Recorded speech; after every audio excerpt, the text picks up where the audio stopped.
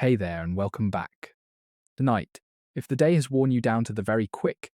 you have my permission to set the whole of it aside, to stop holding everything up for a few hours, and simply let yourself be carried somewhere far away. This is an evening for travelling, not by any road you know, but back across more than 150 years, out onto the vast and silent grasslands at the heart of a young America, to a life so different from ours that it can be hard to believe people truly lived it. Tonight we are going out onto the open prairie, to a single small house standing alone in an ocean of grass that runs unbroken to every horizon. A house built not of brick nor timber, but of the earth itself, cut and stacked by hand from the living ground. We are going to keep company with the family who built it, an ordinary young couple and their children, who gambled everything they had on a patch of empty grass the government would let them keep, if only they could survive 5 hard years upon it. Most who tried could not. And before this evening is out, you will come to know what it truly cost and what it truly meant to make a home out of nothing at all on the loneliest land in the world. Before we step out into that grass, let me say the small familiar thing I always like to say. If these quiet journeys into far-off lives are a comfort to you, if you like having somewhere gentle and far away to go when sleep will not come easily, then you are always welcome to travel these old roads with me whenever you have need of them, and to settle in for as many of these evenings as you like. And I do love to know who is out there in the dark alongside me, so if you feel like it, you might leave a few words telling me where in the world you are listening from tonight, and what the hour is where you are, whether it is late and raining, or still and warm, or cold with everyone else in the house, long asleep. I look through those notes far more often than you would ever guess, little lights scattered across the whole earth, all of us quiet and awake together while a story unfolds. And out on the prairie, as this family is about to learn, a single far-off neighbour, a single kind voice across the emptiness, could come to mean more than almost anything in the world. Picture this. A wagon, small and heavy laden, has come to a halt in the middle of nowhere. Around it, in every direction the eye can turn, there is nothing but grass, a great rolling sea of it, waist-high and silver-green, running away unbroken to a horizon so far off and so perfectly level that the land seems to curve with the earth itself. There is no tree, there is no fence, no road, no roof, no smoke, no sound at all, but the endless soft hiss of the wind moving through the grass and the tick of the cooling wagon. It is somewhere in the 1870s, out on the high open plains west of the settled country, and the young couple standing beside that wagon, with their children clustered close, and their whole world packed into the boards behind them, have just arrived at the place that is going to be their home. Somewhere beneath their feet, though there is not the smallest thing to mark it, runs the invisible line of the claim they have travelled so far to reach. 160 acres of grass. Their own, or so the paper says, if only they can live upon it and hold it for 5 years. They have come a very long way to stand in this emptiness. And as the wife looks out across that endless grass, so beautiful and so utterly without shelter, and feels the wind pull at her skirts and hears her youngest begin to cry, she understands for the first time, fully and in her bones, exactly what they have done. For a long moment none of them moved, and none of them spoke, because there was nothing in all their lives that had prepared them for the sheer size of the silence. A person raised among hills and woods and close-set neighbours has never truly heard quiet like the quiet of the open prairie, and it came down over the little family now like something they could almost feel upon the skin. A vast living hush that was not empty at all, but brimming with wind and distance, and the small dry whisper of a million grass stems bending all one way. There was no other sound. No wagon on a road, no church bell, no voice of a neighbour,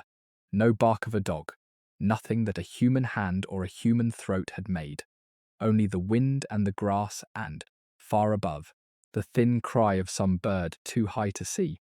The young wife stood with her hand on the wheel of the wagon and turned slowly all the way around, and everywhere she looked it was the same. Grass and sky, the two of them meeting at a horizon so far off and so flat that she felt standing there, as though she could see the very curve of the world, and she understood in her body In a way, the paper claim had never once made her understand just how small a thing a family was, set down alone in the middle of all that. And it was the sky above all that told her how small they were. For on the prairie, the sky was not the modest strip of blue. It had been at home, glimpsed between trees and roofs, but the whole vast, overwhelming half of the world, a vast, unbroken dome that came down clean to the grass on every side and dwarfed the little wagon and the little family beneath it to nothing at all. Under that sky, a person could see the weather coming from 100 miles off, could watch a storm build all afternoon on the far horizon, and come slowly, grandly, terribly on. Under that sky, the sun rose huge and set huge, and the clouds sailed in great white fleets from edge to edge, and at night the stars came out in a wild, uncountable multitude that no city dweller had ever seen, wheeling in silence over the sleeping grass.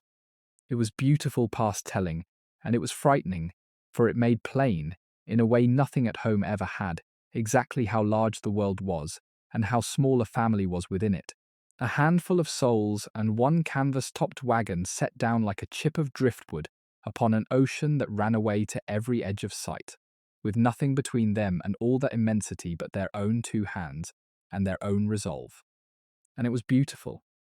She would never afterward deny that it was beautiful, that first sight of their own piece of the earth, the grass running in long slow waves before the wind like water, the light lying gold across it in the late afternoon, the sky an enormous inverted bowl of clean pale blue, reaching down to the grass on every side.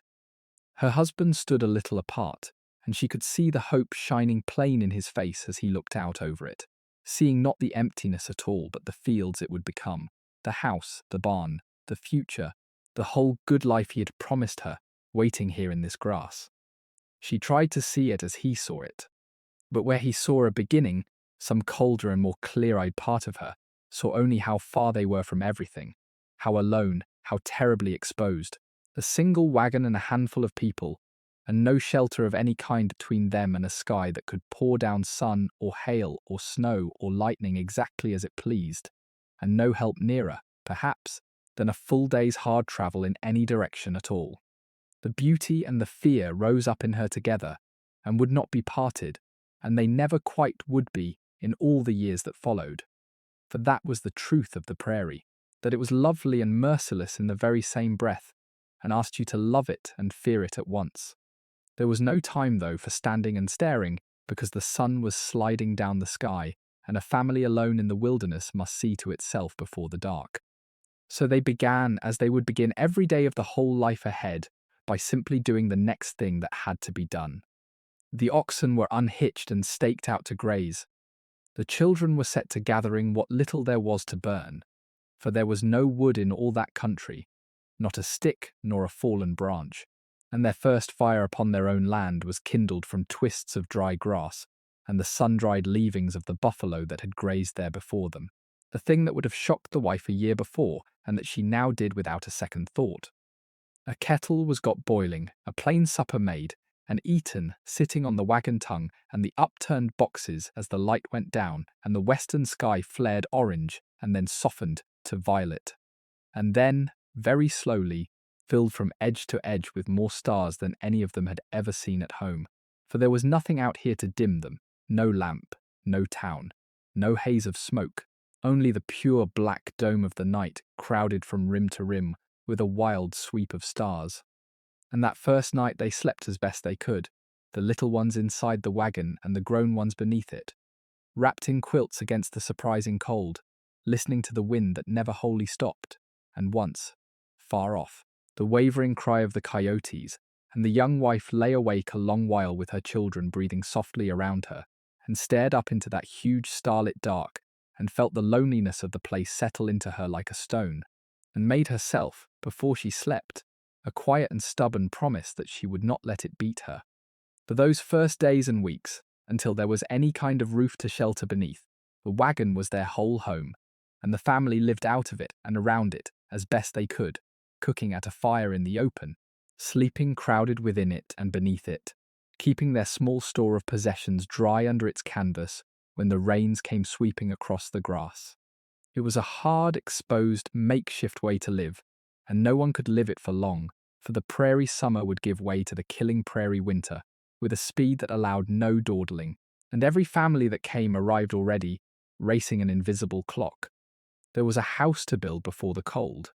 and a well to dig, and sod to break, and a first crop somehow to be got into the ground, and fuel to be gathered, and 100 urgent tasks all crowding at once upon the short kind season, so that from the very first morning on the claim there was no time to sit and mourn what had been left behind,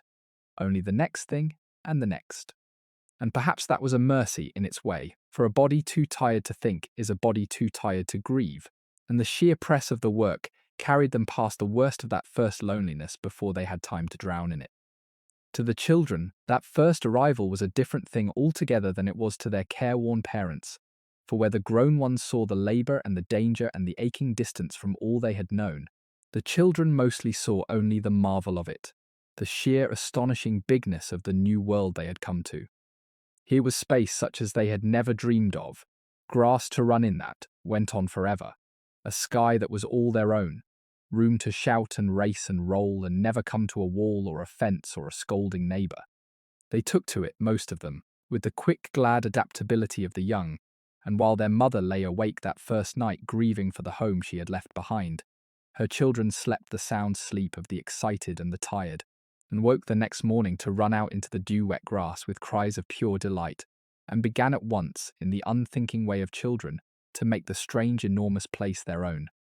It is one of the mercies of childhood, that it can find a wonderland where its elders find only hardship, and the children of that first hard morning on the claim would carry the memory of the prairie of their childhood, its freedom and its beauty, as a treasure, long after they had grown old enough to understand at last what it had cost their parents to bring them there. For the mother, though, in those first weeks there was a grief to be got through that the children were spared, the raw homesickness of the newly transplanted, and it was a heavy thing to carry in secret while she kept the brave face her household needed. She had left behind her back in the settled country, very likely everything and everyone she had loved and known, her mother and her father, her sisters, the friends of her girlhood, the church she had been married in, the graves of her own people, the whole warm web of kin and place that had held her all her life, and had come away, perhaps forever, to this bare and distant grass, knowing she might never see any of it again. And in the quiet moments, kneading the bread or gazing out the little window at the endless emptiness, the longing for it all would rise up in her and catch at her throat, the ache for a familiar face, for her mother's kitchen, for the sound of the old church bell, for the green shade of trees, for the simple sense of belonging somewhere known. She kept it mostly to herself, that homesickness, swallowed it and worked through it. For what use was there in the speaking of it? And slowly, as the seasons passed, and the place grew familiar, and her own children put down their roots into it, the sharpest edge of it wore away. But it never wholly left her, that tender backward pull toward the lost home of her youth, and it lay beneath the surface of all her prairie years, the quiet grief of the woman who leaves her whole world behind to follow her husband into the unknown. To understand why a family would ever do such a thing, would carry its own children into the middle of an empty grassland and set about living in it. You have to understand the extraordinary bargain that had drawn them there, one of the boldest promises any government has ever made to its ordinary people. The land they had come to was free. Not cheap, but free, given away by the quarter section to any citizen with the courage to take it, under a law that had thrown open the whole vast interior of the continent to settlement. A man or a woman come of age had only to go to the land office and choose a piece of unclaimed prairie, 160 acres of it, and pay a small filing fee, and the ground was theirs to try for. There was only the single condition, and it was everything. They had to live on it. They had to build a house and break the sod and plant a crop and make the place their true and only home, and stay and work it through 5 long years of whatever the prairie chose to send them. And only then, if they had endured to the end, would the government hand over the deed, and the land would be theirs for good. 5 years. It did not sound so very long, said aloud in a warm kitchen back east with the money running short and the future looking narrow. It sounded, in truth, like the answer to everything. What the guidebooks and the land agents and all the hopeful talk never quite said plainly was how many families broke upon those 5 years and crept away at the end with nothing at all. For fewer than half of all who ever filed a claim lived to prove it up, and the Prairie quietly kept the rest. And who were they? The people who took up that great gamble in their hundreds of thousands. They were, in the main, the poor and the hopeful and the bold of half the world, drawn by the one same dream of land. There were farmers from the crowded East, worn out with tenancy and looking for a fresh start. There were immigrants straight off the boat, Germans and Norwegians and Swedes and Irish and Czechs, who had crossed an ocean on the strength of a rumour of free land and came west with the language of the new country still strange upon their tongues, to build their soddies and raise their children on the open plains. There were freed men and women, lately out of bondage, who went out to the prairie to claim, for the first time in the history of their families, ground that was truly their own. There were single women, widows and spinsters, who could file a claim in their own name as few other laws of that age would have allowed them, and who proved up their own quarter sections by their own lone labour. And there were old soldiers, and young couples with nothing but their strong backs and their hopes. It was, for all its cruelty, one of the most democratic things a nation ever did, this flinging open of a continent to whoever was brave enough and stubborn enough to try, and the people who answered were a whole cross-section of the hopeful poor of the earth, come to stake their lives upon a patch of grass. There was a moment for every one of those households when the thing became real and there was no more turning back, and that was the moment of the filing, the paying over of the fee at the land office, and the setting of a name against a numbered square of the public survey. Until then, it had been a dream, a plan, a thing, talked over of an evening, a hope. But once the paper was signed and the claim was entered and the little sum was paid, they were committed, bound to go out to that ground and live upon it, and make good. For the alternative now was to lose the fee and the dream together, and slink back defeated before they had even begun. Many had sold everything they owned to get so far, had turned the farm or the trade or the household goods of a whole former life into the wagon and the team and the few dollars that carried them west, and had, quite literally, no home to go back to and nothing behind them but the road they had come along. Everything they had and everything they were was staked, now upon the single desperate hope that they could wring a living and a future out of a piece of empty grass they had, in many cases, never so much as laid eyes upon. It was an act of faith bordering on madness, and of courage bordering on the very same, and hundreds of thousands of ordinary people made it, and set their faces to the west, and went. The young wife, the coming had been, as such things so often were, far more her husband's dream than her own. He was one of those men the age was full of, land-hungry and restless, weary of working ground that belonged to another man and would never belong to him, weary of the crowded, worn-out farms of the settled country, and the feeling of a life closing down around him before it had rightly begun. Out west, he had heard, out on the free land, a poor man could still make himself into something, could give his children a start the old country would never offer them, could own, outright and forever, more good earth than his own father had ever dared to dream of.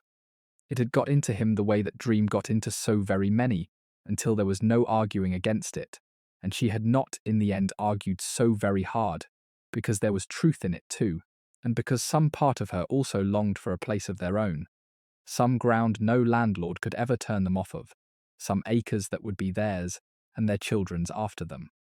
So she had folded up her doubts and packed them away with the crockery and come. And now she stood upon the ground itself, the actual grass of the actual claim, and felt, underneath all her fear, a strange and unexpected flicker of something very like pride, for whatever else was true, however hard the years ahead were going to be, this grass, this air, this enormous sky were theirs now in a way that nothing had ever been theirs before, and no man living could come and tell them to move along. They had come to be standing on that particular patch of grass by a process that was equal parts hope and blind chance. Somewhere back along the way there had been a land office, a plain little building in some raw new railroad town, crowded with others exactly like themselves, families and single men and hopeful widows, all clutching their few dollars and their great dreams, poring over the maps and the plats that showed the unclaimed quarter sections still open for the taking. A man chose his 160 acres as often as not from a map alone, a square on a chart he had never laid eyes upon, trusting to the railroad's glowing pamphlets and the land agent's easy promises, and only afterward went out to look upon the actual ground he had bound his family's whole future to. For the railroads and the territories wanted the country settled, wanted the farms and the freight and the custom, and they had flooded the crowded east and the old countries across the sea with advertisements painting the plains as a garden, waiting only for the plough, a land of easy plenty and gentle seasons. And the pictures they painted were not, to put it kindly, always entirely true. Many a family arrived expecting the garden and found instead the hard reality of the grass, and stood, as this family now stood, looking out across it and understanding for the first time the true size of what they had taken on. The first and greatest labour, the one upon which everything else depended, was the breaking of the sod itself, and it was a struggle unlike anything they had known on the gentler farms of the settled country. For the prairie grass they had so marvelled at, that beautiful rolling sea of it, was rooted into the earth by a mat of tangled fibres so thick and so tough, grown and knitted together across untold centuries of wind and fire and grazing herds, that it formed a living skin over the land almost like felt, or like a great green hide stretched tight over the ground. No ordinary plough could cut it. A family that meant to farm the prairie had first to tear that skin open, and for the task there was a special implement, a great heavy breaking plough with a long polished blade, drawn by a straining team of oxen, that sliced down beneath the roots and rolled the sod up and over in a long unbroken ribbon, laying the black earth bare to the sun for the first time since the making of the world. That first breaking was work that tried the soul as much as the body, for the prairie did not yield its ancient sod willingly. The tough grass had held that ground unbroken since before memory, its roots grown down and matted and interlaced into a sod, so dense and so strong that the sharpest blade groaned to cut it, and the settlers spoke, only half in jest, of a sod so tough you could all but build with the pieces, which, of course, is exactly what they did. The great breaking plough had to be kept keen as a razor and driven with all the weight of a straining team, and even so it lurched and jarred and fought the ground, and the man who walked behind it, gripping the heaving handles hour upon hour to hold the blade true, was wrung out by the end of a day, as few labours on this earth could wring a man. And the ground fought back in smaller ways too, for the broken sod was full of the works of the prairie, the burrows and the nests, and the plough turned up snakes and the tunnels of the little animals, and blunted itself on hidden stones. And the whole slow grinding business went forward acre by hard-won acre beneath the burning sun, a contest between the strength of a family and the deep old stubbornness of the land, which the family won only by never, ever giving up. It was brutal, slow, back-breaking work. The husband walked behind the plough hour upon hour and day upon day, wrestling the blade through the clinging roots, the sweat running off him, the team heaving and blowing, while the sod peeled up with a long tearing sound, root by root, and folded over into a dark furrow that steamed faintly in the cool of the morning. The smell of it was extraordinary, the rich, damp smell of earth that had never once been turned deep and black and alive, and the wife, coming out to carry him his water, would stand a moment at the edge of the broken ground and breathe it in and feel, for all the hard labour of it, a kind of awe, for they were the very first human hands ever to open this particular piece of the earth, and every dark furrow was a mark that said plainly and for good that people had come here and meant to stay. It went terribly slowly. A man might break only an acre or two in a single day's killing effort, and there were 160 of them, though only the first few need be turned that first year for the crop and the claim. But it was a beginning, the first turning of grass into farm, and they watched the little patch of black earth grow, day by day, out of the endless grass, like a doorway opening slowly into the life they had come to build. And into that first broken ground, that very first season, went the first crop, planted in a way that would have astonished a farmer of the settled country, for the fresh-turned sod was far too tough and root-bound to be worked into any proper seedbed at all. Instead, the settler simply took an axe or a spade and chopped a gash down through the overturned sod every few feet, and dropped in a few seeds of corn and trod it shut and left it, and this rough planting, sod corn as they called it, would send up its green shoots through the dying grass and give, against all likelihood, a modest first harvest while the roots below slowly rotted and the ground mellowed toward a truer crop the season after. It was a small return for so much labour, that first sod crop, but it was something, a first taste of the land beginning, however grudgingly, to give back. And to a family that had staked everything upon this ground, it meant more than its size, for it was the proof that the thing could be done, that food would grow here, that the wild grass could indeed be turned,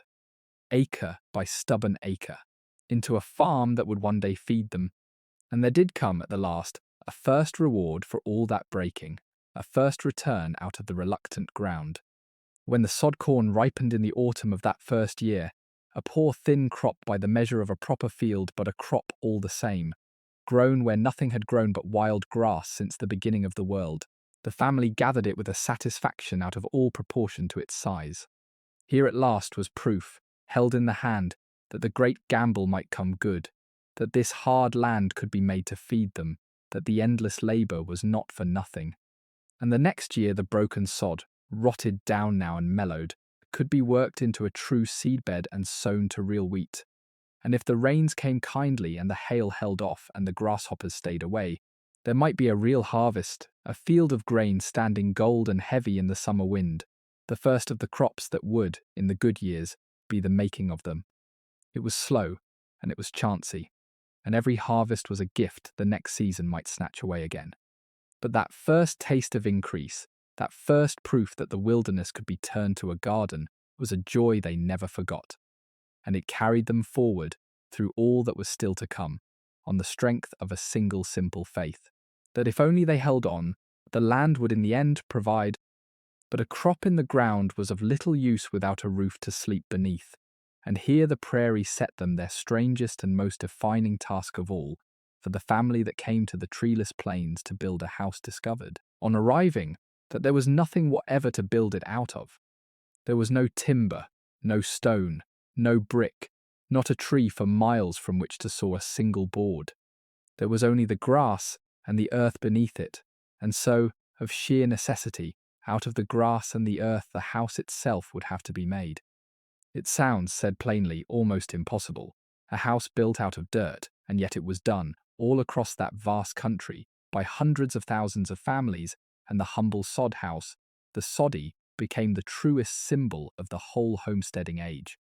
The very sod they had broken for the fields became the building stone.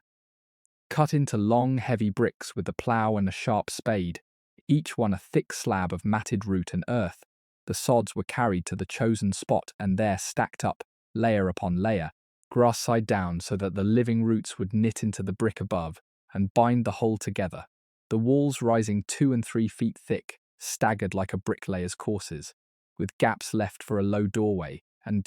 if they were fortunate enough to have carried the glass so far, for one small precious window to let in the day. For a great many families, the very first shelter, thrown up in haste against the coming cold, was not even a sod house standing upon the ground, but a dugout. And it is worth pausing on that humble hole in the earth, for it was where so many of the prairie's children first drew breath and first remembered being alive. A dugout was made by digging straight back into the side of any low rise or creek bank the claim afforded, hollowing out a single earthen room, and then closing the open front with a wall of sod and a rough door, and, if there was glass, a small window, and roofing the whole with poles and brush and sod, so that the hill itself became 3 walls and half the roof of the home. It was quick, and it was cheap, needing almost nothing that had to be bought or hauled, and it was astonishingly snug, for the surrounding earth held the warmth in winter and the cool in summer better than any house of wood. But it was dark as a cellar, and low and close and damp, a single dim room dug into a hillside in which a whole family cooked and ate and slept and lived through the long months. And to step down into it out of the great bright prairie day was to step into a burrow, a badger's hole, a shelter that was barely a house at all, and yet was home, and was, through that first hard winter, very often the thing that kept them alive. Many a family, that first hard season, could manage nothing more at the start than a dugout, a single room simply dug back into the side of a low rise or a creek bank, roofed over with poles and brush and sod, dark and cramped and half underground, but quick to make and warm against the wind, and more than one child of the prairie was born and raised in that hole in the ground, and remembered it ever after as home. But a true soddy standing up on the open land was the greater ambition, and slowly, over days of heavy labour, the walls of theirs rose out of the grass. The roof was the hardest part and the weakest of all, a framework of whatever poles could be got hold of. Brush and slough hay laid across, and then more sod piled over the top, a roof of living earth that in a wet spring would sprout and bloom with grass and small wildflowers, so that a passing traveller might see a little house with a garden growing on its head. And when at last it was done, when the final sod was set, and the rough door hung, and the one small window caught the light, the family stood back and looked at the thing they had raised, this squat, humble, earth-brown little house that had come entirely out of the ground they stood upon, and felt a pride in it far beyond anything its plainness could ever explain. For they had made, with their own hands, and out of very nearly nothing, the first home of their own that any of them had ever owned in all their lives. The making of even a modest soddy was a great labour, and it swallowed days and weeks of the precious short season. The sods had to be cut, and the cutting of good building sod was a skill, for it must come from ground where the grass roots ran thickest and bound the earth most tightly, and it must be sliced in even ribbons of just the right depth and chopped into bricks of just the right length, and it must be laid the very day it was cut, before the sun could dry it and crumble it away to dust. Each brick was heavy, a solid slab of earth and root that a person felt in the back and the arms by the end of a day of lifting them, and there were hundreds upon hundreds of them to be cut and carried and laid to raise even small walls, course over course breaking the joints, sloping them true, leaving the gaps for the door and the window. A family with kind neighbours near at hand might have help,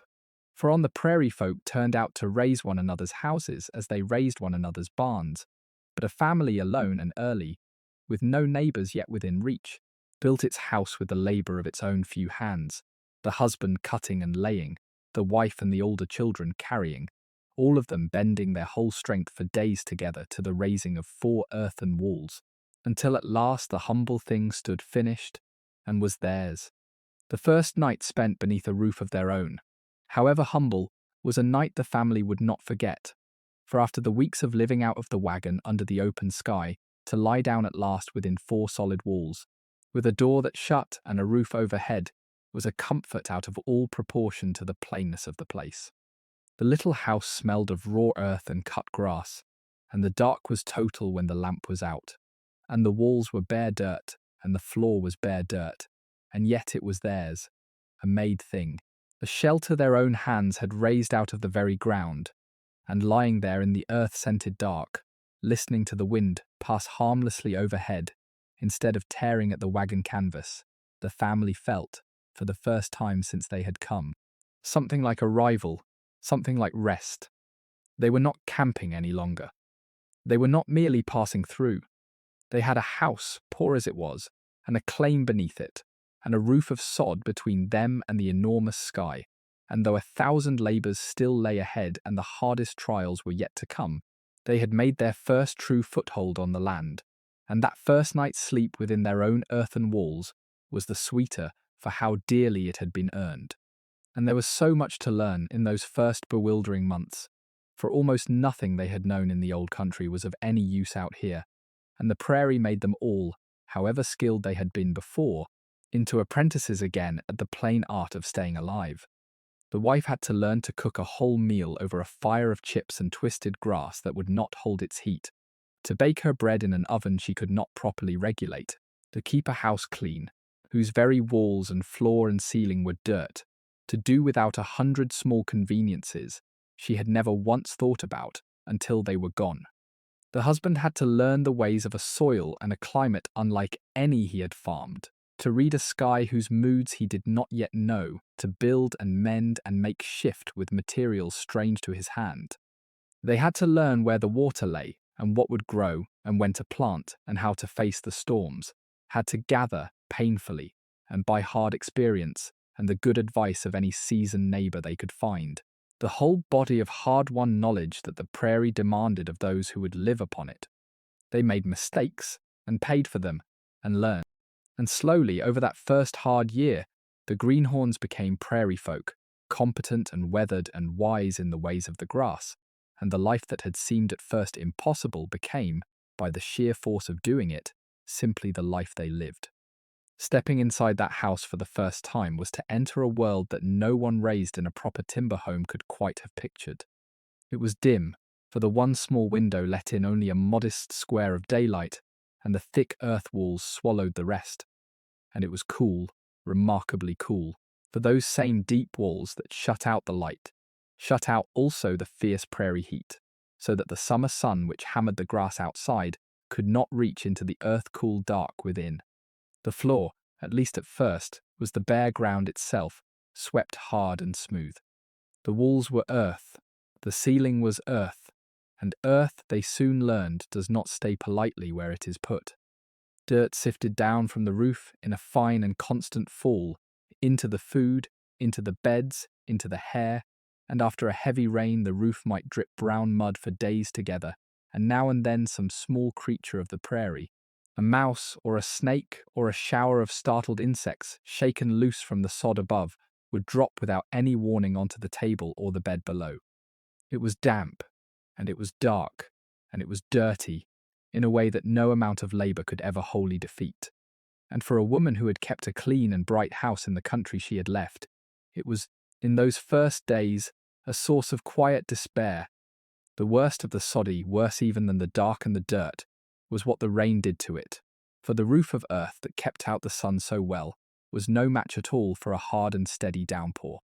Water would work its slow way down through the sods and the brush, and begin, hours after the rain outside had started, to drip and then to run,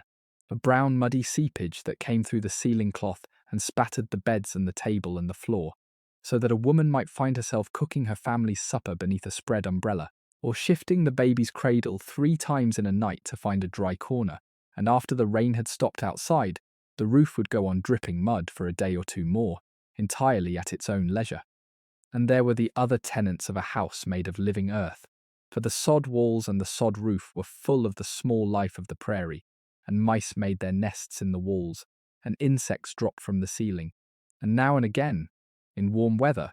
a snake that had been hunting the mice in the roof would lose its hold and fall, without any ceremony, onto the floor or the bed or the table below, to the shrieking consternation of all present. A woman learned to bear these things, or to fight a long-losing war against them, and it was one more of the 100 small daily wearings of prairie life that no one back east would ever quite believe. And yet she made it a home. That was the thing that women did. Out on that hard land, the quiet daily miracle that history so seldom troubles to record, and she set about it at once. She tacked lengths of cheap muslin across the ceiling and the worst of the walls, so that the falling dirt was caught above the cloth instead of dropping down into the supper, and whitewashed what she could, to throw a little light back into the gloom. She spread her few good quilts across the beds and set her handful of treasures. The little clock, the framed picture, the china cup carried 1,000 miles wrapped in a shawl, up on a shelf where the light would find them. She pressed a few flower seeds into the earth of the roof and into a tin can by the door. She scrubbed and swept and coaxed and contrived, and slowly out of that dark, damp burrow in the prairie, she conjured the one thing her family needed above all others, which was not grandeur and was not comfort, but was simply home. A warm-lit centre standing against the enormous emptiness outside, a place where a pot bubbled and a lamp glowed, and children slept safe, and where whatever the wind and the distance might say, they belonged. And the strange truth of it, which surprised them all, was that the little earth house, for all its faults, was snug and still and warm through the very wildest weather, so that on a howling winter night, with the blizzard screaming across the plains and the whole world gone white and killing outside, the family within their walls of earth lay as safe and as warm as though the very land had folded itself around them to keep them from harm. And so, on a bitter winter's night, with the wind hunting round the small house and the snow driving flat across the black prairie, and not another human light for miles in any direction, the inside of that humble soddy could be the snuggest and the dearest place in all the world. The stove would be glowing, the one lamp lit and gold, the muslin ceiling soft overhead, the earthen walls holding the warmth close and shutting the great cold out. The family would be gathered into the small, bright space, the man mending harness by the fire, the woman at her endless sewing or the twisting of the hay, the children at their play or their lessons on the floor, the cat, perhaps, curled by the stove, a pot of beans muttering softly at the back of the fire. There might be a story told, or a hymn sung low, or only the companionable quiet of people at their tasks, safe together, while the wind raged beyond the walls. It was a poor room by any measure, dirt-floored and dim and dug half out of the ground. And yet a child raised in it would remember those winter evenings ever after, as the very picture of warmth and safety and belonging, the little house of earth glowing like an ember in the vast dark of the prairie night, holding everything that mattered gently within its walls. For all that a soddy might in time be enlarged to 2 rooms or even 3, in the early years it was very often one room that a whole household shared for every purpose of living, and there is something to be said, before we leave it, about what that meant. In that one dim earthen chamber, they cooked and ate and worked and washed and slept, parents and children together through every season and every crisis of their lives, with no notion of the privacy that a later age would think a bare necessity. They dressed and undressed behind a hung quilt or in the dark or not at all. The baby was born in that same space, and the sick were nursed there, and the dead sometimes were laid out there, all within a few feet of the cooking and the sleeping and the daily round. It was close, and it was crowded, and it wanted all the comforts we should now insist upon. And yet there was a warmth in that closeness too, a drawing together, for people packed into one small chamber against the enormous emptiness outside learned to live in one another's pockets, to bear with one another, to be, in the most literal sense, a household, a single unit huddled about one warm fire, and the children raised in that intimate, crowded warmth often remembered it ever after, not as a hardship at all, but as the very heart of what home had meant. 2 things a family could not live without, and neither of them came easily on the open prairie: water and fire. Water first, for a house set down in an ocean of grass was as likely as not to be set down miles from the nearest creek, and the daily water for drinking and cooking and washing had at first to be hauled, barrel by heavy barrel, from whatever slough or stream could be found, a wearying chore that ate up hours of every week. The true answer, and the great early labour after the house itself, was a well, and the digging of a well by hand, down and down through the prairie earth in search of water that might lie 10 feet below or might lie 80, was slow and filthy and genuinely dangerous work. A man let down into a narrow hole in the ground with a bucket, the walls threatening always to cave, the bad air gathering unseen at the bottom. But when the water came at last, when the digging struck the cold, clean flow, and a family had its own well at its own door, it was a triumph past describing. For water close to hand was the difference between a place a family could truly live and a place it could only cling to, and many a claim was won or lost on whether good water could be found beneath it. The digging of that well deserves its own dark word, for it was among the most dangerous work a homesteader did, and it killed men every year across the plains. To reach water, a man must sink a narrow shaft straight down into the earth, sometimes only 10 or 20 feet, sometimes 50 or 80 or more, going down by hand with pick and spade and bucket, the loosened earth hauled up in a pail by those above, the walls of the deepening hole pressing close and unshored, and always liable to slump and bury the digger where he stood.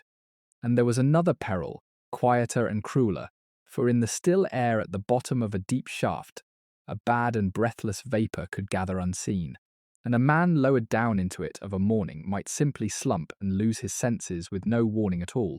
and smother before those above understood what was wrong. Families learned to test the air with a lowered candle, and to keep a rope about the digger, and to go carefully, and still the wells took their toll. And where no well could be sunk, or where the digging failed,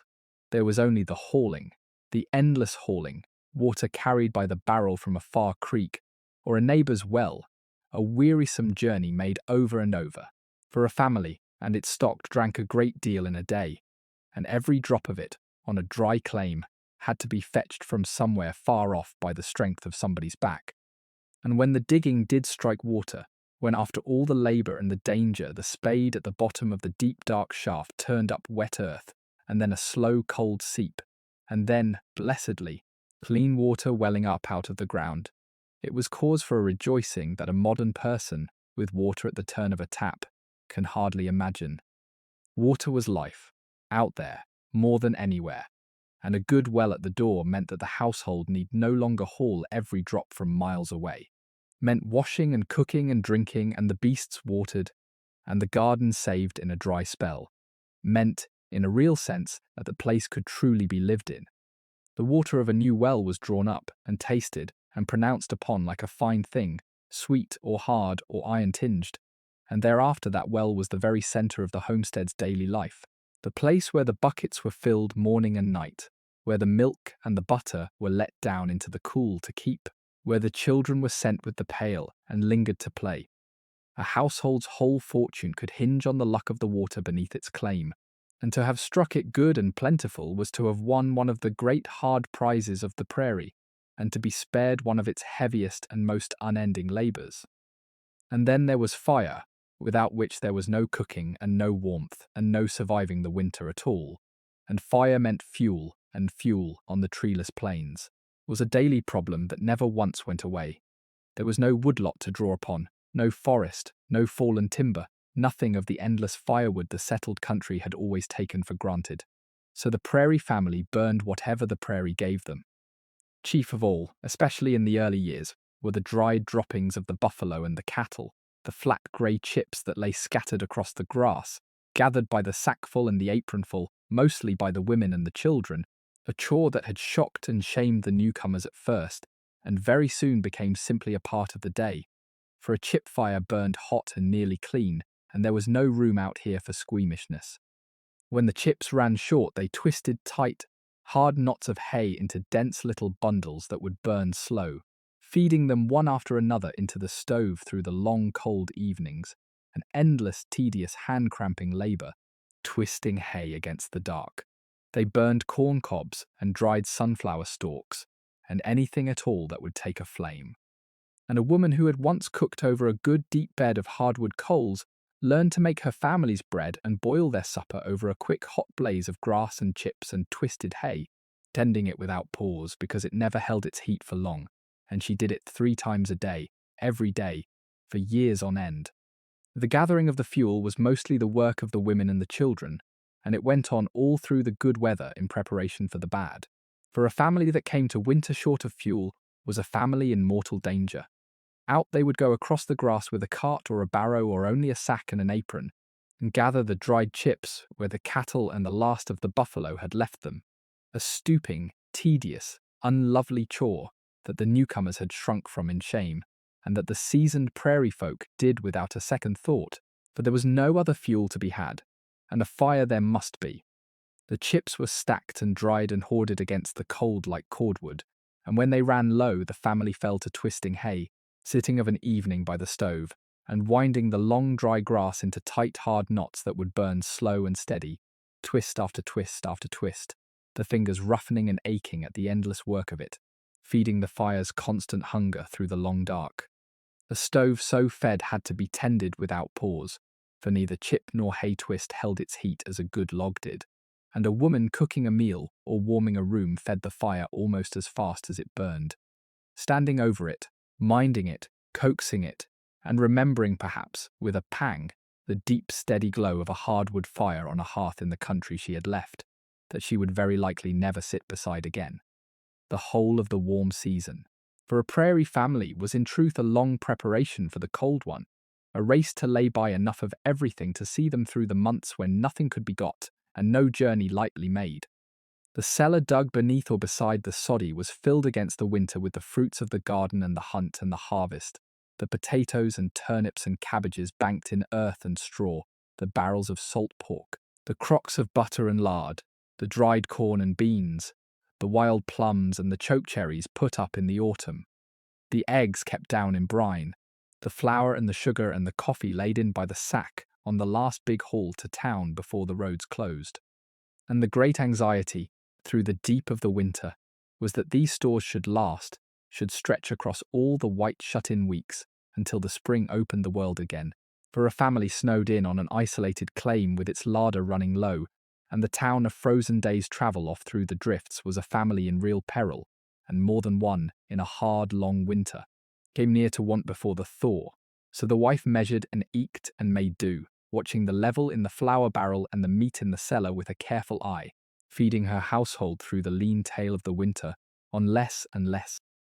But of all the trials the prairie held in store, none was awaited with such deepening dread as the first winter, for the family had heard the tales, and they had felt already, in the sharpening of the autumn nights, the first icy breath of what was coming. Winter on the open plains was a thing of a severity that the settled country simply did not know. There was nothing to break the wind, no hill, no forest, no barrier at all between the little sod house and the whole vast frozen north, from which the storms came howling down, and when the cold came, it came absolute, a still and killing cold that froze the water in the bucket by the bed, and rimed the muslin ceiling white with frost, and drove the family in close around the stove to hoard its little warmth. And out of that deep freeze, without much warning, came the blizzards, the great terror of the plains winter, when the sky in an hour would turn from clear blue to a boiling grey, and then the snow would come, not falling so much as driven flat and screaming on a wind that reached 50 and 60 miles in the hour, until the whole world dissolved into a roaring white nothing, in which a person could not see a hand held out before the face. When the true cold came down, it was a thing to be reckoned with like an enemy, for it did not merely chill, it invaded, seeping in through the earthen walls and gathering in the corners, and standing in the unheated spaces of the house like a presence. The water froze in the pail by the door, and the milk froze and the bread froze, and the frost gathered thick and white upon the inside of the walls, and the muslin overhead, and the family lived, through the worst of it, in the little circle of the stove's warmth and nowhere else. Dressing and undressing in a rush, the children put to bed with heated stones or flat irons wrapped in cloth to warm the icy quilts. And beyond the walls the stock had somehow to be kept alive, the oxen and the milk cow, and the few precious hens on which the whole family's living depended, sheltered as best they could be in a sod stable or a dug-out barn, fed and watered through the bitter days. For an animal lost to the cold was a disaster a poor family could ill afford. Many a settler brought the youngest or weakest of the stock right into the house itself in the fiercest weather, a calf or a lamb or a clutch of chilled hens sharing the one warm room with the family, and thought nothing strange in it, for out there survival came first and dignity a long way after, and the warmth that kept the children alive would keep the calf alive too, and both were needed come the spring. When a blizzard came down, there was nothing for it but to shelter and endure, and here the humble sod house showed its one great mercy, for its thick earth walls held the warmth and turned the wind, as no thin timber shanty ever could, and within them they were safe, while the storm raged on for a day, 2 days, 3 days together, without a pause. But safe was not the same as easy. The great danger was the small errand out of doors, for the animals still had to be fed and watered, and a man who set out for the barn a few short steps away in the blinding white of a full blizzard could lose himself utterly in that howling blankness, wander in a circle, and freeze within a stone's throw of his own door. And it happened, on that prairie, more often than anyone cared to say. So the wise ran a rope from the house to the barn before the worst of it came, and gripped it going out and coming back, hand over hand through the roaring white, and did not let go for anything. Inside, through the long dark days of the storm, the family kept close about the stove, feeding it twist after twist of precious hay, the children restless in the cramped dim room, the wife stretching the food and minding the little ones, and listening to the wind claw and worry at the roof. And they waited, as prairie families always waited, for the wind to fall and the terrible white to clear, and the still cold sun to rise at last, over a world buried and glittering and utterly changed. To be shut in by a great blizzard for 2 or 3 days together was a strange, suspended, trying time, once the first fear had passed, and the family understood that the walls would hold and the fuel would last. The world shrank to the one dim room,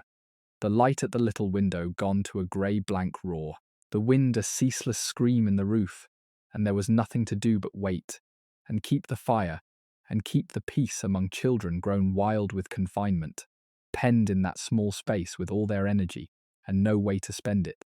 The wife spun out the hours as she could, with tasks and tales and songs, with mending and the endless twisting of hay, stretching the food a little in case the storm ran long, listening always beneath it all to the voice of the wind, for the first falter that would mean the end was near. And when at last it came, when the wind dropped and the terrible roar guttered out into silence and a thin, clear light returned to the window, they would dig out the drifted door and step forth into a world transformed, drifted deep and dazzling and utterly still beneath a hard blue sky, so bright after the long grey dark that it hurt the eyes, and go at once, before anything else, to see whether the stock had lived, floundering through the drifts to the half-buried barn with their hearts in their mouths. And the winter, for all its dangers, brought one gift along with it, which was time, the one thing the driving seasons of labour never allowed. When the ground was frozen hard and the crop was in, and the outdoor work fell away to the daily tending of the stock, the household drew in upon itself around the stove and the lamp, and the long dark evenings, that in summer would have been given to the fields, became instead a quieter, closer, almost a cherished time. The light they had to spend them by was precious and dim, a single lamp of coal oil carried carefully home from town and eked out sparingly, or, when the oil ran short, only the flicker of the fire and a tallow candle or two of the wife's own making, so that they lived those winter nights in a small warm circle of yellow light, with the dark pressing close beyond it.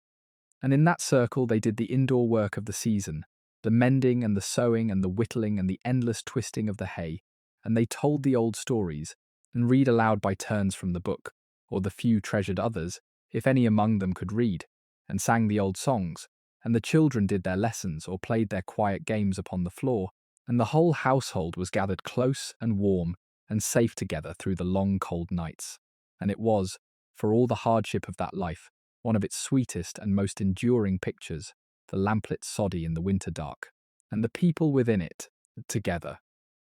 And when the storms had passed and the brief bright summer came round, there was another trial quieter than the cold, and in its own way harder to bear, and it fell most heavily of all upon the women. It was the loneliness. It is difficult now to convey the sheer isolation of a homestead family in those first years, set down upon its claim with the nearest neighbour, perhaps 2 miles off, perhaps 10, perhaps not yet there at all, the nearest little town a half-day's journey or a whole day's journey away across trackless grass, and no wire to send word along, no post but what was fetched on a rare trip to town, no visitors for weeks and months together, nothing in any direction but the enormous grass and the enormous sky and the ceaseless, wearing, moaning of the wind. The men, at the least, had the work of the fields and the animals to fill their days, and the errands into town, and the rough fellowship of shared labour. But the woman was alone, alone in the little earth house with the children and the wind, hour upon hour and day upon day, doing the endless work of the household with no grown soul to speak to, but her husband come nightfall, cut off from her mother and her sisters and her friends and every dear familiar face by a distance she had no way to cross. Against that loneliness, the one great lifeline was the mail, and it is hard now to grasp what a letter meant to a woman set down alone in that emptiness, cut off from everyone she had ever loved. A trip to the far-off town for supplies might come only once in several weeks, and it was on that trip that the mail was got, and a letter from her mother or her sister back east, a few sheets of paper covered in a dear familiar hand, was a treasure beyond any price, read and reread until the folds wore through, carried in the apron pocket, taken out and read yet again by the winter fire. A voice from the lost world of home, speaking across the terrible distance. And she wrote back, at night, by the poor light of the lamp, filling the precious paper close, telling of the children and the crop and the weather, telling, or more often not telling, of how hard it was, how lonely, how far, for pride and love alike, kept many a prairie wife from writing the whole truth of her days to the mother who could do nothing but grieve to read it. The letters went to and fro across the great gulf, slow and few and infinitely precious, the thin bright thread that held her still to the people and the place she had left. And the days when the mail came were the high days of the whole long calendar, and the days when there was none a quiet private sorrow. And through all of it, under all of it, behind every other trial the prairie sent, there was the wind, and no account of that life is truthful. that does not reckon with the wind, for it was the one companion that never left. It blew out on those open plains, very nearly without cease, day and night, week upon week, a low, steady, moaning stream of air pouring endlessly across a land that had nothing to stop it, bending the grass all one way, worrying at the roof, whining in the stovepipe, driving the dust and the snow, a sound so constant that a newcomer thought it would drive her out of her senses, and an old settler ceased, at the last, to hear it at all. In the summer it came hot and dry off the baking plains, sucking the moisture from the crops and the skin. In the winter it came knife-edged out of the north to kill. And in every season it worked its slow way into the mind, that ceaseless voice in the ear, that endless pressure on the nerves, until it seemed less like weather than like the very breath of the great empty land itself, sighing and moaning and pressing forever against the little house and the little lives sheltering within it. The women felt it worst, shut up alone with it through the long days, and many a one came to hate the wind above every other hardship of the prairie, and to remember it, when all the rest had faded, as the truest voice of that hard and haunting country. That loneliness was no small thing, and it must not be prettied over, for it broke people. The doctors of the day had a name for this particular affliction of the plains, and the settlers had their own plainer words for it, and everyone who lived out there knew its danger, knew of the woman who had begun to talk to herself, or who wept without stopping, or who stood in the doorway for hours on end staring at the horizon, or who, now and again, in the very worst cases, was carried away at the last with her mind quite broken by the endless wind and the endless emptiness and the terrible unrelenting weight of the solitude. It was the vastness that did it, the way the great scale of the land and the sky could make a person feel utterly small and altogether forgotten, a single speck of life lost in an indifferent immensity, and the wind above all, the wind that never stopped, that blew day and night for weeks together, until it seemed to be blowing through the very inside of the skull. Our young wife felt its pull, on the bad days, felt how a person could come quietly loose out here.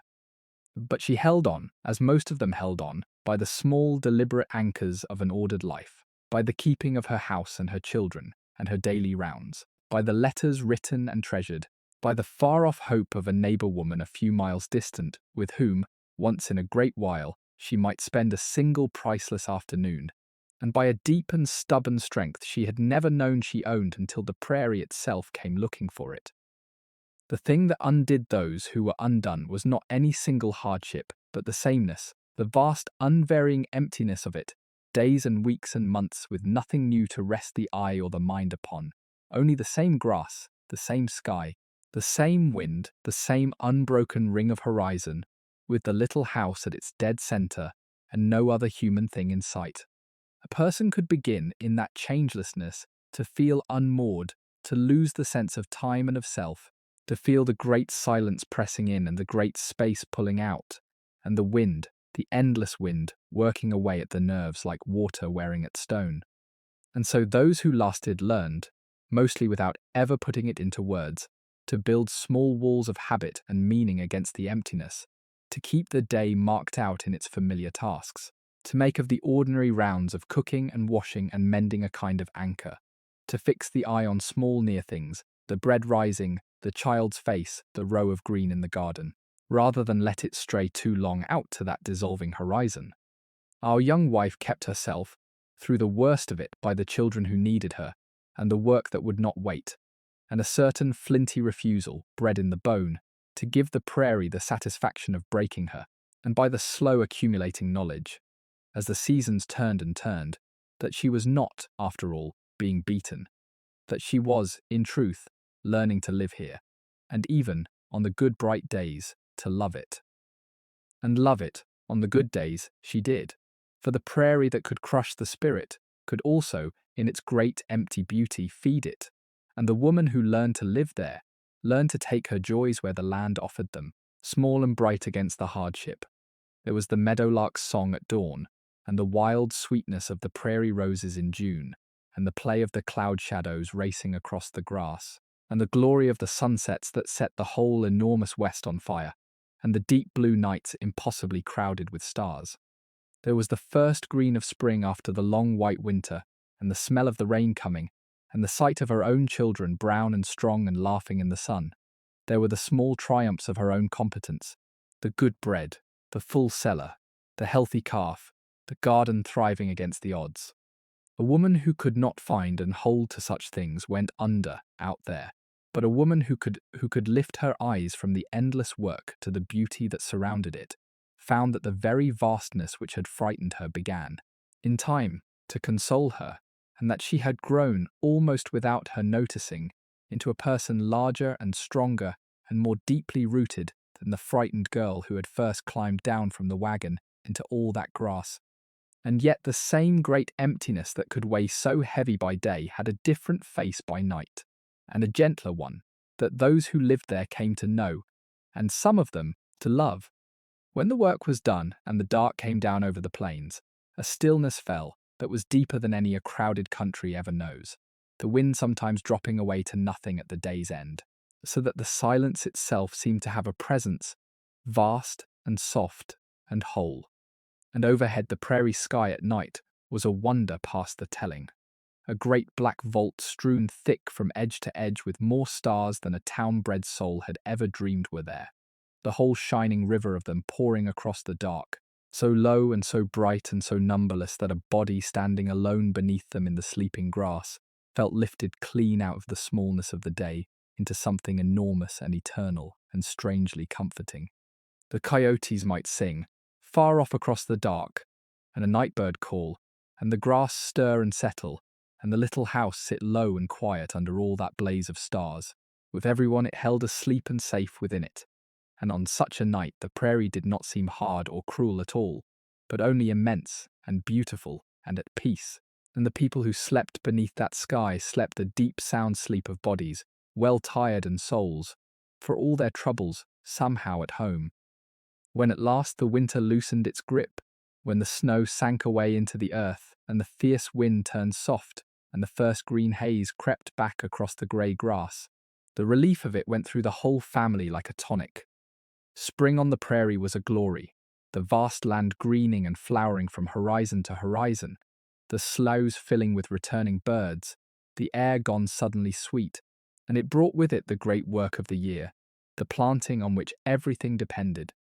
The furrows broken the season before, weathered now and crumbling, were harrowed and worked down into a seed bed, and the precious seed was sown, the wheat and the corn and the oats that were the family's whole hope of a living, and a garden was dug for the vegetables that would carry them through the year.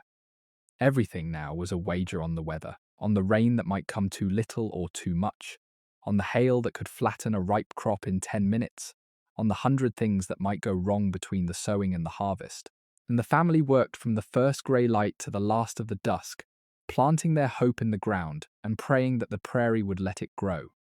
And once the crop was in the ground, the year opened out into its long round of labour, each season with its own great task, the whole of it a running gamble against a sky that held their fortune in its hand. Through the growing summer there was the ceaseless war upon the weeds and the watching of the sky, for a crop might be made or broken by a timely rain or a withholding drought, by a hailstorm that could beat a ripe field flat in 10 minutes, by wind and heat and blight and pest. Then came the haying, the cutting and curing and stacking of the wild prairie grass that would feed the stock through the winter, hot, heavy work against the clock of the weather. And then the great climax of the whole season, the harvest, when the grain at last stood ripe and gold, and had to be got in, cut and bound and shocked and hauled, the family labouring from dark to dark in the heat and the chaff and the dust, racing to bring the precious crop home before a storm could ruin it. Every hand pressed into service, the children in the field beside the grown, all of them bending to the one great reaping on which the whole season had been staked. And when the threshing was done, and the grain was in, and the winter's food, and the next season's seed were safe, there came, for a few brief blessed days, something like rest, and something like plenty, and the deep animal satisfaction of a year's hard labour brought safely home. And for all its hardness, that country had a beauty in its turning seasons that wove itself deep into the hearts of those who stayed, a beauty they had not looked for and could not have described and would miss, some of them, for the rest of their lives if ever they left it. There was the spring, when the vast plain flushed green almost overnight, and the wild flowers came, sheets and drifts of them, the prairie rose and the wild indigo, and the shy small blossoms hidden in the grass. And the meadowlark sang its liquid song from the top of a swaying stem, and the air was soft and full of the smell of growing things. There was the high summer, the grass shoulder high and rippling like a green sea to the wind, the great thunderheads building on the hot afternoons and the light lying gold across the miles at evening. There was the autumn, the grass curing to bronze and russet and gold, the skies enormous and blue, the long skeins of wild geese going over southward, calling, and a haze on the far horizon, and a sweetness of wood smoke, and ripeness on the cooling air. And there was the winter, terrible and pure, the land locked in white, and silence beneath a sky ablaze with more stars than seemed possible. The prairie asked everything of them, but it gave them this in return, a front seat at the turning of the whole great wheel of the year, lived close and raw and entire. And there were those who, having once known it, could never again be quite at home anywhere else. For the homestead ran upon labour, ceaseless and shared, and there was no one to do any part of it but themselves. The days were built to a hard and simple rhythm, up before the sun. The animals seemed to. The long hours in the field, the unending round of the household, and to bed bone-weary after dark, to rise and do it all again. The husband broke more sod with every passing season, and tended the growing crop, and cared for the stock, and mended and built and hauled. And the wife, besides the whole vast work of the house and the children, was expected to turn her hand to the field as well whenever she was needed, to help with the planting and the haying and the harvest, to drive a team, to do a man's labour on top of her own as often as the season demanded, which was often. There was no rest in it, and little enough reward at first, only the slow accumulation of a life built up, out of sheer relentless effort, an acre broken here, a shed raised there, a few more hens, a milk cow, a second room added onto the soddy, each small gain wrung out of the land by hands that never stopped, the whole family bending its every waking hour to the one great task of holding on and getting on. To live one ordinary day on that homestead was to understand all of it, for the days were long and full and hard from the first grey light to the last. Before the sun was up, the family was stirring, the man out to the stock while the woman kindled the fire and set the breakfast to cook, the children roused to their morning chores, the cow to be milked, and the beasts to be fed and watered, and the eggs to be gathered, all before the family sat, briefly, to eat. Then the long day's work proper, the man and the older boys away to the field, the woman turning to the vast unending round of the house, the cooking and the cleaning and the washing and the sewing and the minding of the little ones, and the garden and the dairy, scarcely a moment to sit from dawn until dark, a midday meal snatched, and the work taken straight up again, and on into the evening the stock seen to once more as the light failed, the supper made and eaten by lamplight, and then, when a body might have thought the day was surely done, the mending and the hay twisting, and the 100 small tasks by the dim lamp before, at last they fell into their beds, spent, to sleep the deep sleep of the truly weary, and to rise in the dark next morning and begin it all again. Day upon day it went so, and week upon week, and season upon season, a life of toil almost past our imagining, and out of that endless ordinary labour, and nothing else, all of it was built. And at the very heart of that holding on, though the histories of the frontier have mostly been written as though she was scarcely there at all, stood the woman, for the home was her domain, and the keeping of it, out on that raw land, was a labour of a scale and a skill that is hard now to credit. Almost everything her family ate, she made, from the very beginning, out of the barest materials. She baked all their bread, day in and day out, over that poor quick fire. She kept the garden and dug its vegetables and put them by for winter, drying and salting and storing against the long cold months when nothing grew. She churned the butter and skimmed the milk and gathered the eggs. She made and mended very nearly every stitch the family wore, by needle and by lamplight, cutting down and turning and patching until the cloth would hold together no more. She did the great heavy wash, hauling and heating the water, scrubbing it clean on the board, a full brutal day of it. He rendered the fat and boiled the soap and dipped the candles. There was, in the plainest sense, no comfort and no necessity in that house that did not pass through her two hands, and she produced it all year upon year, in a dirt-floored house at the very edge of the world, with no help and no rest and precious little thanks. To speak only of the fact of her labour, though, is to miss the sheer skill and cunning of it, the endless resourceful making of much out of little. That was the true genius of the prairie wife. Consider only the washing, that great weekly battle, for which there was no tap to draw from, and no soap but what she had boiled herself from waste fat and lye leached out of wood ashes, no means but a tub and a board, and the strength of her own 2 arms, the water hauled and heated over the hungry fire, the whole day given to the scrubbing and boiling and rinsing and wringing and hanging of the family's clothes, and the smoothing of them after, with an iron heated at the stove. Consider the bread baked fresh and constant, the leaven nursed alive from batch to batch like a living thing, the dough set to rise in the warmth by the fire, and watched and worked and baked in the temperamental oven of a stove fed with twisted hay. Consider the sewing and the knitting that clothed them all, the candles dipped, the butter churned, the vegetables dried and buried in the root cellar, the wild plums and berries gathered and preserved, the goose feathers saved for the beds, the smallest scrap of cloth and string and paper hoarded against a need, for out there nothing was bought that could be made, and nothing was wasted that could be saved. It was a whole economy run inside a woman's head, and carried out by a woman's hands, a vast and intricate competence that kept a family fed and clothed and warm 100 miles from the nearest shop, and it has gone almost entirely unsung. But she gave her family something more than bread and clothing, something harder to name and in the end far more important, and that was the keeping of their very humanity against the coarsening pull of the wild. It would have been so easy out there to let things go, to let the manners and the learning and the gentleness quietly slip away, to sink by degrees into the dirt and the isolation until a family was hardly better than the animals it kept. And it was the woman, more than anyone, who held the line against that. She kept the Sunday, and said the prayers, and taught the little ones their letters at her knee by the winter fire, when there was no school within miles. She insisted upon the washed face and the mended shirt, the please and the thank you, the cloth upon the table and the comb through the hair,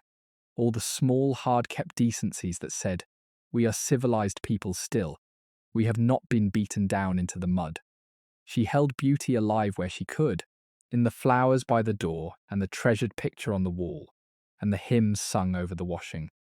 It was invisible work and unrecorded and without end, and it was nothing less than the carrying of a whole civilization in a woman's 2 hands out into the wilderness, and the planting of it there, and the keeping of it alive.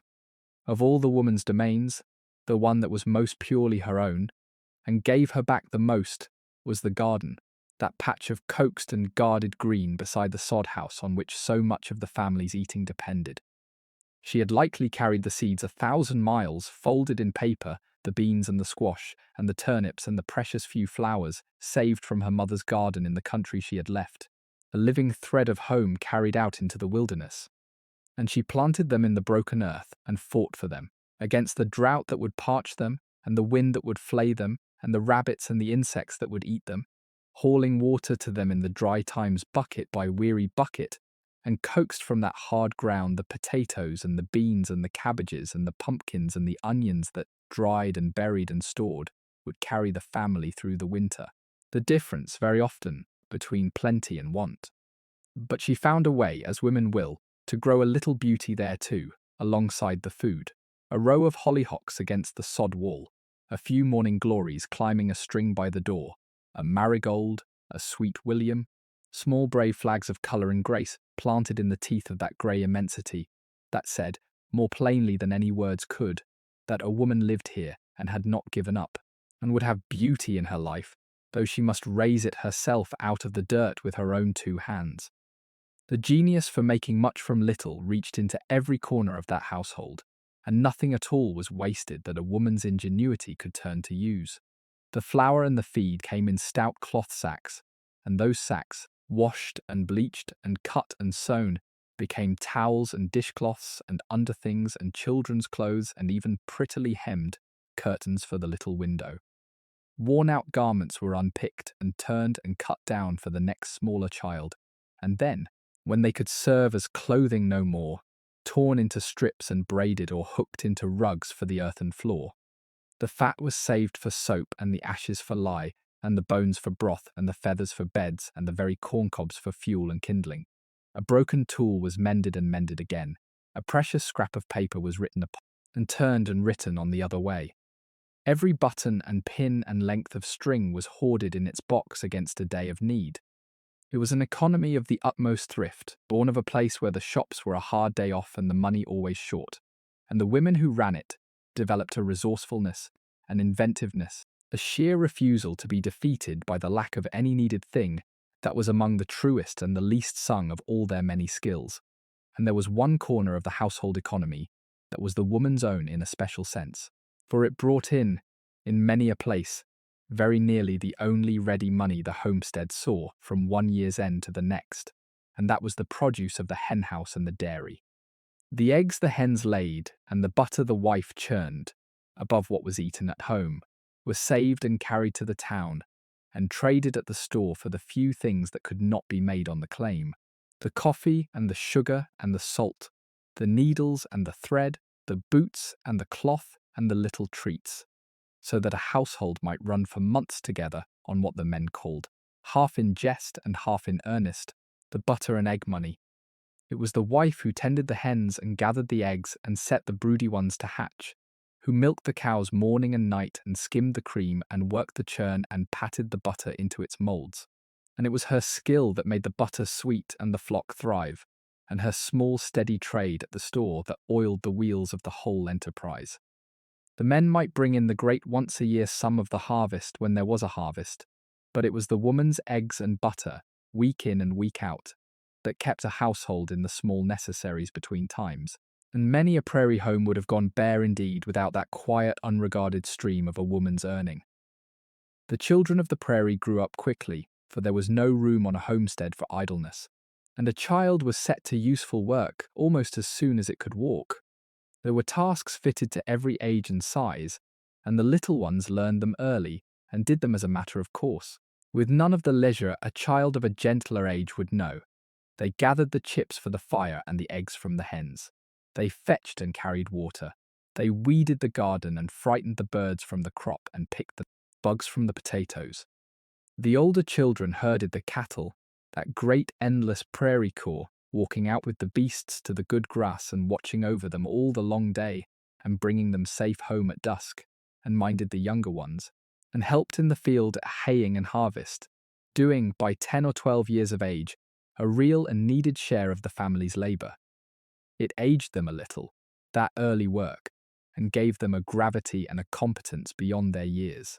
But it also bound them into the family and its great endeavour, so that they were not merely mouths to be fed, but hands to help, true partners in the building of the place. And there was a kind of dignity in that which the coddled children of easier times would never quite come to know. There is one prairie childhood core that stands for all the others in the memory of those who lived it, and that is the herding of the cattle, for a family's beasts could not be left to wander on the unfenced open range. And so a child, often a very young child, was sent out with them each day to watch them at their grazing, and keep them from straying, and bring them safe home at evening.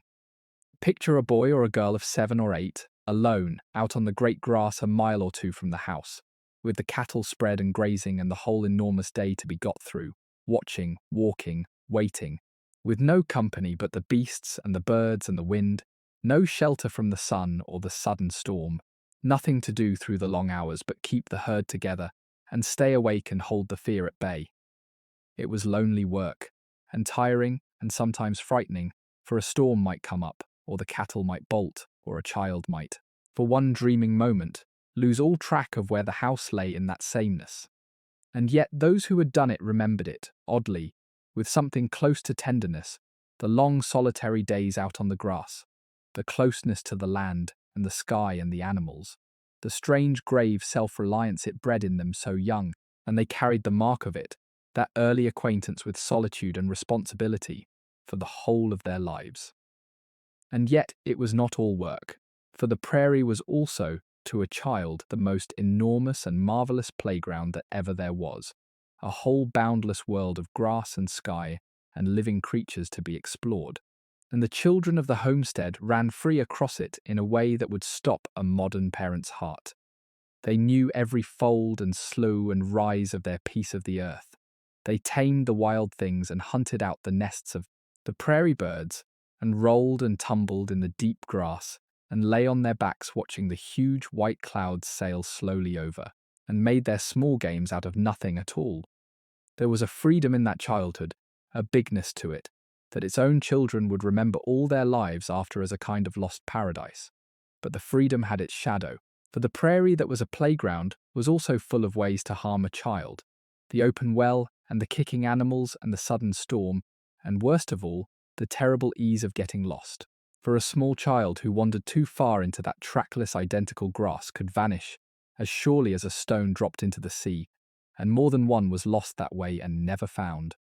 So the mother watched, always, with one part of her mind forever counting her children, listening for them across the grass, calling them in, holding them close against a land that gave them such joy and could take them so easily away. For all the work and all the danger, the children of the prairie were not on the whole unhappy children, and that is one of the truths of the place that most surprises us now, for they had almost nothing in the way of the things we suppose a happy childhood needs, and wanted for very little all the same. They had few toys and mostly made their own, a doll of a corn husk, or a knotted rag, a whistle cut from a reed, a sled, a hoop, a ball stuffed with wool, and they played the old games children have always played, and made up new ones out of the materials of their strange wide world. They made pets of the wild things and the tame, a coaxed prairie dog, an orphaned calf, a favourite hen, a dog that was workmate and playmate and guardian all at once. They knew the land intimately, every creature and plant and season of it, in a way a town child never could. And the great, empty prairie that pressed so hard upon their mothers was, to them, simply home, the only world they had ever known, and a marvellous one, full of space and sky and small wonders, and they ran and shouted and explored across it with a freedom that, whatever it lacked, they would remember all their lives as a kind of wild good fortune. And they grew those prairie children into a hardy and a capable breed, schooled by the life itself into competencies that would serve them all their days. A boy of 12 could handle a team and drive a straight furrow, could shoot and skin and butcher, could mend a harness and doctor a sick beast, and read the weather in the sky. A girl of the same age could cook a family's meal and bake the bread and milk, the cows and churn the butter, and sew a shirt and mind. A house full of younger children and nurse the sick, near as well as her mother. They knew how to find the stray cattle and where the good water lay, and how to twist the hay and gather the chips and set the snares and save the seed. They had the frontier in their very bones, a practical, unflappable self-reliance bred of growing up, where every hand was needed, and nothing was done for them that they could do themselves. And it made them, for all their lack of schooling and polish, a formidable generation, the ones who would take up the country their parents had broken and carry it on, and build upon that hard-won foundation the settled and prosperous land their parents had only dreamed of. Of all the marks a growing settlement made upon the empty land, few meant more, or came sooner, than the little schoolhouse. For whatever else the homesteaders had left behind them, they had carried west a fierce and abiding faith in learning, a conviction that their children must have their letters and their numbers whatever the cost, must be given the key to a wider and a better life than the parents had ever known. And so, as soon as there were families enough within reach of one another, they would come together and raise a school, a plain small building of sod, or of precious hauled lumber, set down at some central spot on the open prairie, and hire a teacher and send their children out to it across the miles. And across the miles the children walked, for there was no other way, setting off in the early morning and tramping 2 miles, 3 miles, 4 miles through the grass, in the heat and the cold and the wind, a straggling line of them converging from the scattered claims upon the lonely little schoolhouse that stood by itself in the sea of grass, and walking the same long way home again when the day was done. The school itself was a wonder of making do. A single room held all the children of the district together, the small ones of 5 and the great lads of 15, every age and stage crowded onto rough plank benches, and over them all presided a single teacher. Very often a girl herself barely out of her own schooling, 16 or 17 years of age, earning a few dollars a month and boarding round among the families, keeping order and hearing lessons and teaching every subject to all the ages at once. There were few books, a slate and a precious reader passed from hand to hand, and the learning went forward by recitation, the children standing to say their letters and their sums and their pieces aloud, the older pupils helping along the younger, the whole room humming with the work of a dozen grades together. And the little schoolhouse was far more than a school, for out on that thinly peopled land it became the true heart of the whole community, the one place where the scattered families could gather, and so it served on Sundays as the church, and of an evening as the meeting hall and the place of the spelling matches, and the socials and the Christmas gathering, the single warm-lit centre of the district's shared life. To the parents watching their children set off toward it across the grass each morning, it stood for the very thing they had come all this way and borne all this hardship to secure, which was a better chance for the children than they themselves had had. A future, a way up and out, bought and paid for with their own hard years upon the land. Spare a thought in all of this for the teacher, for the keeping of a prairie school was a hard and a lonely calling, and it fell most often upon the shoulders of the very young. She was, as like as not, a girl of 16 or 17, not so many years older than her eldest pupils, who had gained a little learning of her own, and now carried it out to the frontier to earn a few dollars a month, and help her family or make her own small way in the world. She taught all the subjects and all the ages at once, kept order among the great rough farm lads, and coaxed the letters into the littlest ones, swept the schoolhouse and lit its stove and mended its handful of books, all for a wage that would seem to us a pittance. And because she could not afford a place of her own, and there was nowhere near to lodge, she boarded round, living a week or a fortnight at a time with each family of the district in turn, sleeping where there was room in the crowded soddies, a perpetual guest with no roof of her own, moving on from house to house through the whole school term. It was a life of real hardship and real loneliness, and the young women who lived it were among the quiet heroines of the frontier, carrying learning and gentleness out to the children of the grass at a cost to themselves that was rarely reckoned and never repaid. And what did they learn, those children, in the dim little schoolhouse on the grass?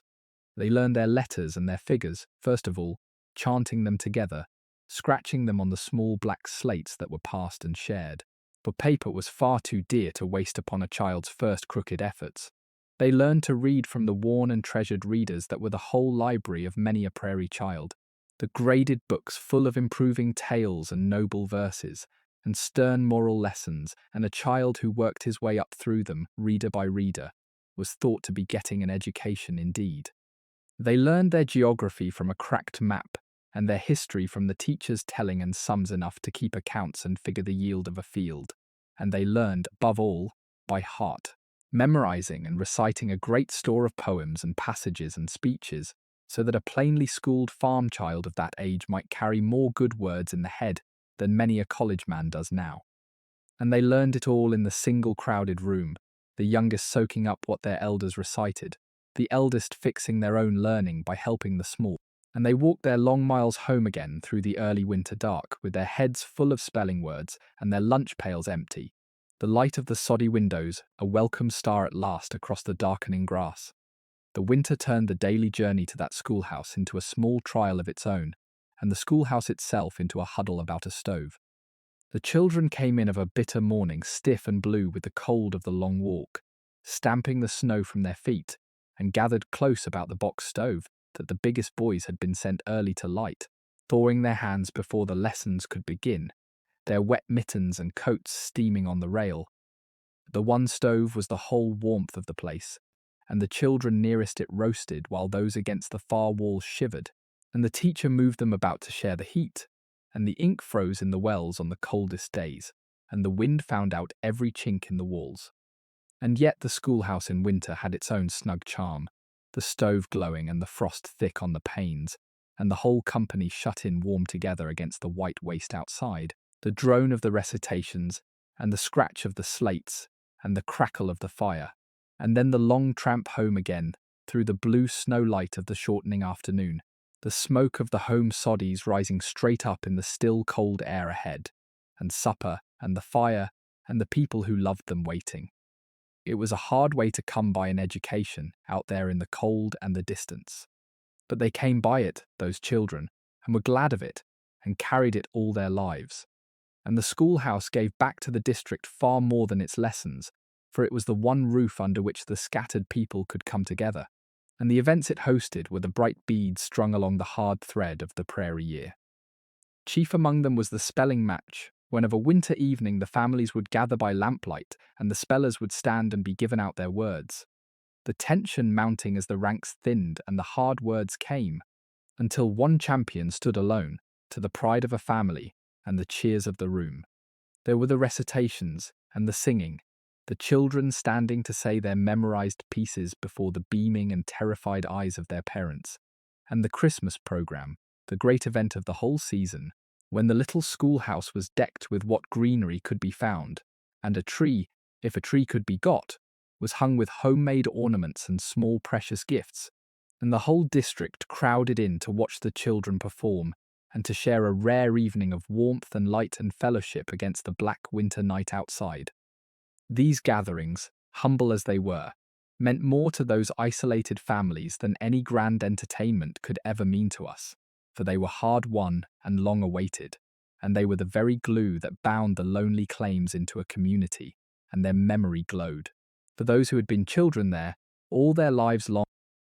There came a year, one of the early ones, when everything for once went right, when the rains fell kindly and the sun shone warm and the crop came on as it had never come before, the wheat standing thick and green and then gold across the broken acres, the heaviest and finest they had yet raised, a full year's labour and a whole year's hope ripening toward a harvest that would at last put them ahead. And then, on a bright still day at the height of the summer, someone chanced to look up and saw, low on the western horizon, a strange shimmering cloud, like a bank of glittering haze, or a curtain of silver smoke, spreading and rising and coming on. It was not smoke. As it drew nearer, a sound came with it, a vast, dry, whirring hum that swelled and swelled, and the light began to dim, and the family stood in the yard and watched in dawning horror as the cloud swept up and over them and blotted out the very sun, and the air filled suddenly, thickly, unbelievably, with a driving storm of insects, and the grasshoppers came down. For a few frantic minutes, before the sheer scale of the thing overwhelmed them, families would try to fight it, try to save something, anything, from the descending ruin. They ran out with whatever came to hand, beating at the insects with sacks and brooms, lighting smudge fires of damp grass and green weeds, in the hope that the smoke might turn the swarm, throwing blankets and sheets and carpets over the precious garden to shield it, ringing the well and the door with smouldering piles. It was like fighting the sea with a broom. The grasshoppers came down in such numbers that they smothered the smudge fires under their own crawling bodies, ate through the very blankets flung down to protect the plants, covered the beaters and the children and the ground and everything that stood, until the people gave it up and simply retreated indoors, and stuffed rags into the cracks to keep the creatures out of the house, and sat in the dim within, listening to the horrible ceaseless rustling and gnawing without, and waited for it to be over. There was in the end no fighting them, and the hardest part of the whole ordeal was exactly that, the standing by, helpless, while the labour of a year was eaten, and knowing there was nothing, nothing at all, that a person could do. They came down out of the sky in their untold millions, the great locust of the plains in one of its terrible swarmings, and they fell upon the land like a plague out of Scripture, until the ground and the grass and the house and the very air were a seething, crawling, leaping mass of them, so thick a person could not take a single step without crushing them underfoot. So thick they piled in drifts against the walls, so dense they bowed and broke the few young saplings with their weight, and they ate.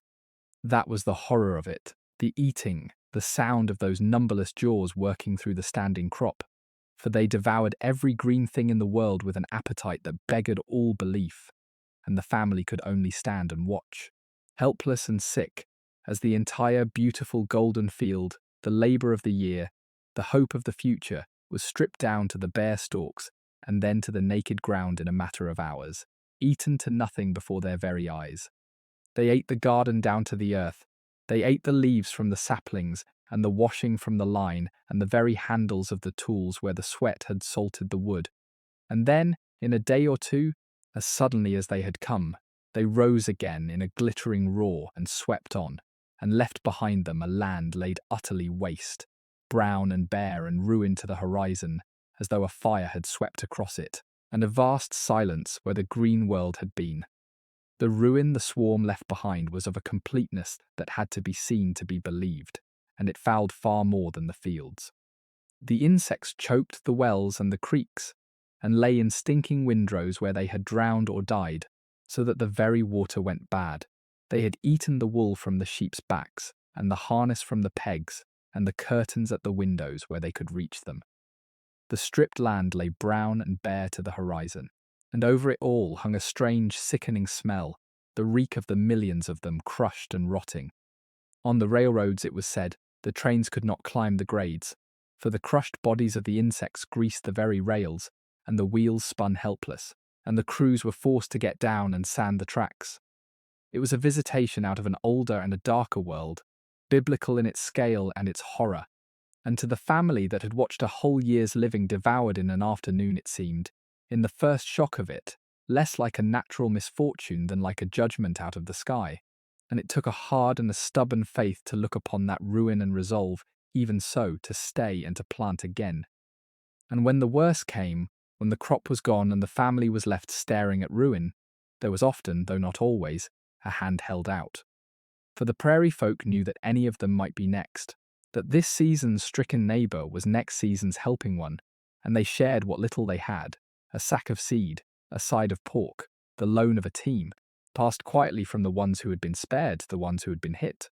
The churches back east gathered relief and sent it out, wagon loads of clothing and food and seed grain, to the burned out and eaten out settlers of the plains, and here and there the territories and the counties were moved to help, with seed to plant the ruined fields again. It was never enough, and it never came without a bitter swallowing of pride,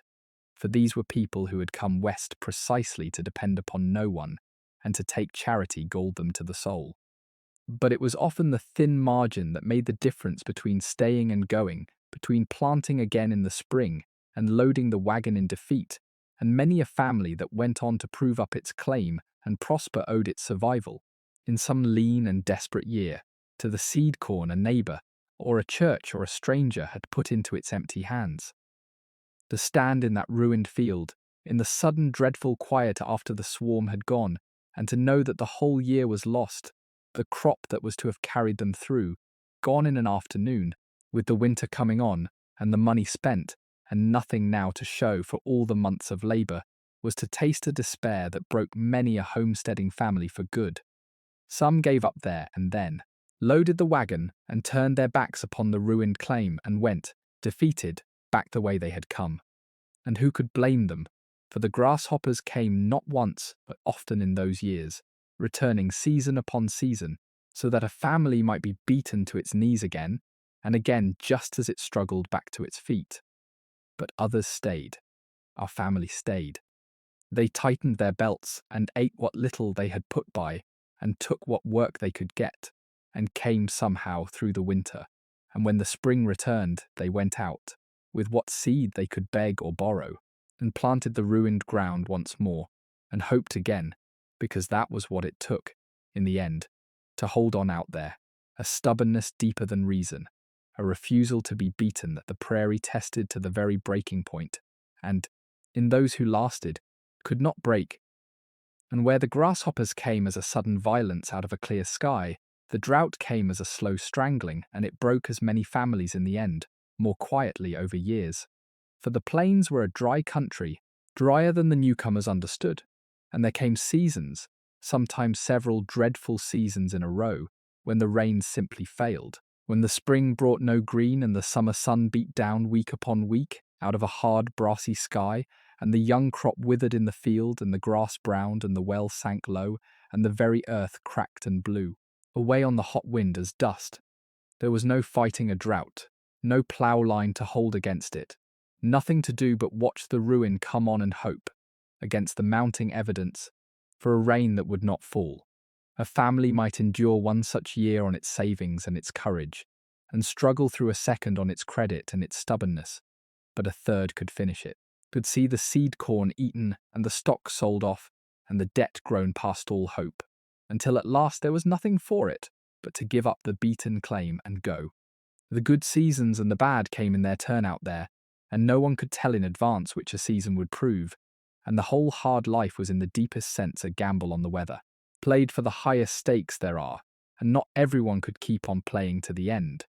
If the grasshoppers came out of the summer sky, the other great terror came in the dry gold of the autumn, when the prairie grass, grown tall and thick across 1,000 miles, cured to tinder under the sun and the wind, and the whole country became a waiting sea of fuel, across which fire, once loose, could run faster than a horse could gallop. A prairie fire was a thing of awful beauty and awful speed, and every homestead family lived with the dread of it through the dangerous months, scanning the horizon for the telltale smudge on the sky. For a fire might start anywhere, from a stroke of lightning, from a spark, from a neighbour's carelessness miles away, and come down upon them with terrifying suddenness on the wind. Their chief defence was the firebreak, and the plough was their great ally, for a family would plough a wide band of bare earth in a ring around the house and the barn and the stacks, turning under the grass, so that when the fire came racing, there would be, they prayed, a strip of naked ground too wide for it to leap, a bare margin where the flames would find nothing to feed upon and die. There was a terrible grandeur to a prairie fire, above all when it came in the night, and those who saw one never forgot the sight. First, there would be a glow along the far horizon, a false and lurid dawn in the wrong quarter of the sky, and then, as it neared, a long line of living flame drawn right along the dark edge of the world, leaping and racing and throwing up a great rolling smoke lit red from beneath, beautiful and awful, coming on across the grass with the wind behind it faster than a family could well believe. And against that oncoming wall of fire, the settler's chief weapon, besides the ploughed brake, was fire itself, the backfire, a desperate and delicate art, for a man would set light to the grass on his own side of the brake and let it burn slowly back toward the coming blaze, widening his strip of scorched bare earth, fighting flame with flame, so that when the great fire arrived, it met a broad black barren margin already burned and found nothing there to carry it across. It took nerve to stand before a racing wall of fire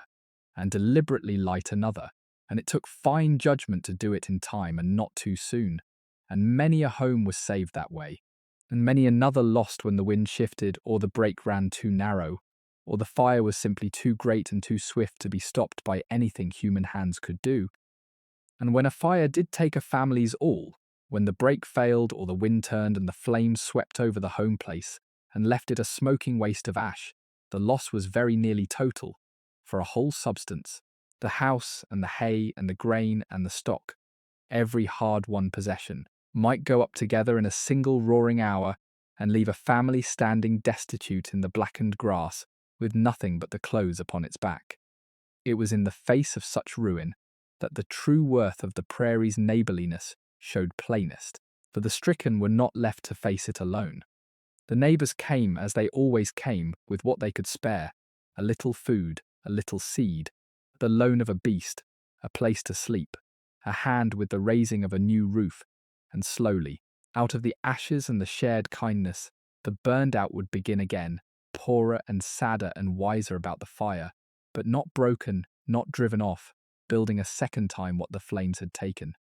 There was a grim resilience in those people, bred of a life where disaster was never far off, a capacity to absorb a blow that would flatten a softer folk and simply, doggedly, start over. And it was that, as much as any strength of arm, that in the end let them keep their footing on that dangerous and beautiful land.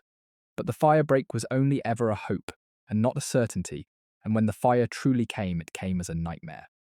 First the smell of smoke upon the wind, then the dark smudge low in the sky, then, alarmingly fast, a long line of red flame stretching away across the prairie, taller than a man where the grass ran deep, throwing up a rolling wall of smoke, driving before it a panic of fleeing animals, and roaring as it came with the sound of a great wind. The family flew into desperate action, for everything they had lay in the path of it. They set backfires, burning a black strip out toward the coming flames to widen their bare ground. They soaked sacks and blankets in the precious water and beat at the racing edge of the fire where it threatened to jump the break, choking in the reek, their faces scorched, the children hauling water, the entire family fighting for their home against a thing 100 times their size. Sometimes the break held, and the fire split and swept past on either side and left them standing, shaken and black with soot upon their little saved island of ground, and sometimes it did not hold, and the family could only flee to the ploughed field or the creek bed and watch the flames take the hay and the barn and the very house, the labour of years gone in minutes, and then begin again from nothing, with the ashes still warm underfoot. Both happened, out there, and a family never knew when the smoke first rose on the wind which kind of day it was going to be. But the cruelest of all the prairie's ambushes, the one the old settlers spoke of ever after in hushed voices, was the blizzard that came without warning on a mild winter's day, and caught the children far from home. It could happen with a speed that seems scarcely to be believed. A morning might dawn almost warm, the winter sun bright, the air still and soft. A day so fine that the children set off to school across the miles of grass, with their coats hanging open and no thought of any danger, and the parents let them go. And then, in the space of minutes, in less time than it takes to tell of it, the temperature would crash, a low dark wall of cloud would come boiling up out of the north, and a blizzard of terrible violence would fall upon the open land, the wind rising to a scream, the air filling with fine hard-driven snow, the warm bright morning transformed in a quarter of an hour into a howling white chaos, in which nothing at all could be seen, and in which the cold could kill a soul in under an hour. And out in that sudden whiteout were the children, strung out across the miles between the lonely schoolhouse and their scattered homes, and every parent's heart upon that prairie stopped at once with the very same terror. In many a school, the teacher, that girl of 17, with a roomful of children in her sole charge, made the hard right choice and kept them where they were, barred the door against the storm and fed the stove with every last stick they had, and held the frightened children close through the roaring night, singing to them, keeping them awake and moving and alive. A child herself shepherding children through the longest night of their lives. In other places, children were caught out on the open prairie between the school and home, and there the stories divided, some finding their way by luck or by grace to a house or a haystack, and burrowing in and living through it. And some, too many, lost in the white and the cold, wandering blind until they could go no further. Out on the claim, the parents did the one thing they could, which was to venture out themselves into the killing storm, roped and with a lantern in hand, calling into a wind that tore the voice away, searching the blind roar of it for the children who should long since have been home, in an agony of fear that needs no describing to any mother or father who has ever waited upon a child in the dark. For our family that day, the mercy held. The children came home, half frozen and terrified and weeping, stumbling out of the white with the desperate father who had gone to find them, or were brought safe through the storm-long night in the schoolhouse by the brave young teacher, and came home hollow-eyed when the wind fell at last the following day. And the family drew them in and thawed their frozen hands, and held them and wept over them, and knew themselves that night among the fortunate. But not every family upon that prairie was fortunate in those years, and the great storms took their toll, above all of the children caught out in them, and there were homes, here and there across the plains, that were not given their children back when the wind died down. It was said plainly when it happened, and mourned, and not dwelt upon. For a people living so close to death learned to speak of it simply, and to carry it, and go on. But it marked them, those storms, and marked the mother most of all, so that ever after, on the very mildest winter morning, some watchful animal part of her would test the sky before she let her children walk away from her across the grass, having learned, in the hardest school there is, exactly how swiftly and how completely the prairie could turn. Of all the fears that the isolation bred, the deepest and most constant was the fear of sickness, for out on the claim, a day or more from the nearest town, and often further still from the nearest doctor, a family faced illness and injury very nearly alone. A cut that turned bad, a fever that would not break, a child struck down in the night with something the mother could not name, a birth that went wrong, any of the ordinary crises of the body that a town family could meet with a doctor at the door became, out here, a matter of life and death faced with nothing but a few home remedies, a little laudanum, some herbs and poultices and hard-won folk wisdom and prayer. The mother was the family's whole medicine, its nurse and its doctor and its comfort at once, sitting up through the long nights with the sick, doing what she could and knowing, always, how little that might be. How a strong man or a laughing child could sicken in the morning and be gone before the week was out, with no help to be had in time from anywhere at all. When sickness did come into the house, the mother met it with the small armory of a frontier medicine chest and a lifetime of remembered remedies, and with very little else. There was a bottle of laudanum for pain, perhaps, and quinine against the ague that rose from the sloughs, and camphor and turpentine and goose grease, and a store of dried herbs and roots gathered against need, and the old sure recipes handed down from mother to daughter, the mustard plaster for the congested chest, the onion poultice, the sweating and the steaming and the broths. And there was the nursing itself, the long vigil by the sick bed, the cool cloth laid on the burning brow, the coaxing of a few drops of water or broth between the cracked lips, the sitting up through the black night hours watching a beloved face for the turn that would mean life or death. Sometimes the remedies and the nursing and the strong young constitution were enough, and the fever broke toward morning, and the child slept at last easily, and the family wept with relief. And sometimes they were not enough, and there was nothing to be done but to sit and hold the small hot hand and wait, and there was no doctor to send for, and no hospital to run to, and no help on the whole wide earth to be had. And it is that helplessness, more than any other thing, that the mothers of the prairie remembered, and that we, with all our medicine, can scarcely imagine now. Certain sicknesses stalked those isolated households with a particular dread. There was the ague, the malarial fever that rose from the sloughs and the wet ground, and shook whole families with its cycles of chill and burning, so common in some new districts that it was reckoned almost a condition of settling there. There was the milk sickness, mysterious and deadly, that came from the milk of cows which had grazed a certain poison weed, and carried off the strong and the weak alike before anyone understood its cause. And hardest of all to a family with children were the great fevers of that age, the diphtheria and the scarlet fever and the rest, that could sweep through a household and a district like a fire through dry grass, and against which the frontier mother, with her herbs and her poultices and her prayers, was very nearly helpless. It was these, more than the blizzards or the fires or any of the sudden dramatic dangers, that filled the small graves upon the claims, the quiet, slow diseases that a later age would learn to prevent or cure, and that the homesteaders could only suffer and endure. A family might lose a child to such a sickness in a single dreadful season, and have no recourse but to bear it, and to lay the little one to rest in the prairie, and to go on, carrying that grief folded away inside them through all the long years of labour that followed. And childbirth, that most ordinary and most dangerous of a woman's trials, came to her out there in the very same terrible solitude, in the dirt-floored soddy with no doctor and no hospital, attended if she was lucky by her husband and whatever neighbour woman could be fetched in time across the miles, and if she was not lucky, attended by no one at all. It was in these crises above all that the thin scattered community of the prairie showed its truest worth, for word of trouble would go out, carried by a galloping rider,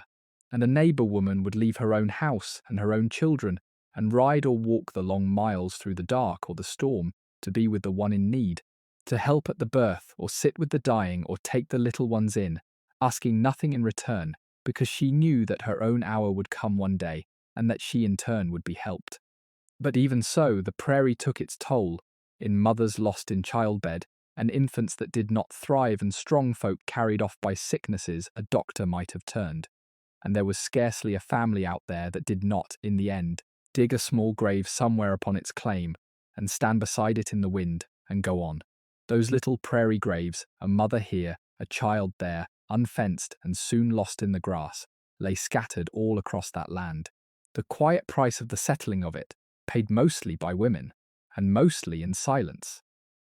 It was the women, above all, who carried one another through these deepest passages of prairie life, in a freemasonry of mutual care that asked no thanks and kept no account.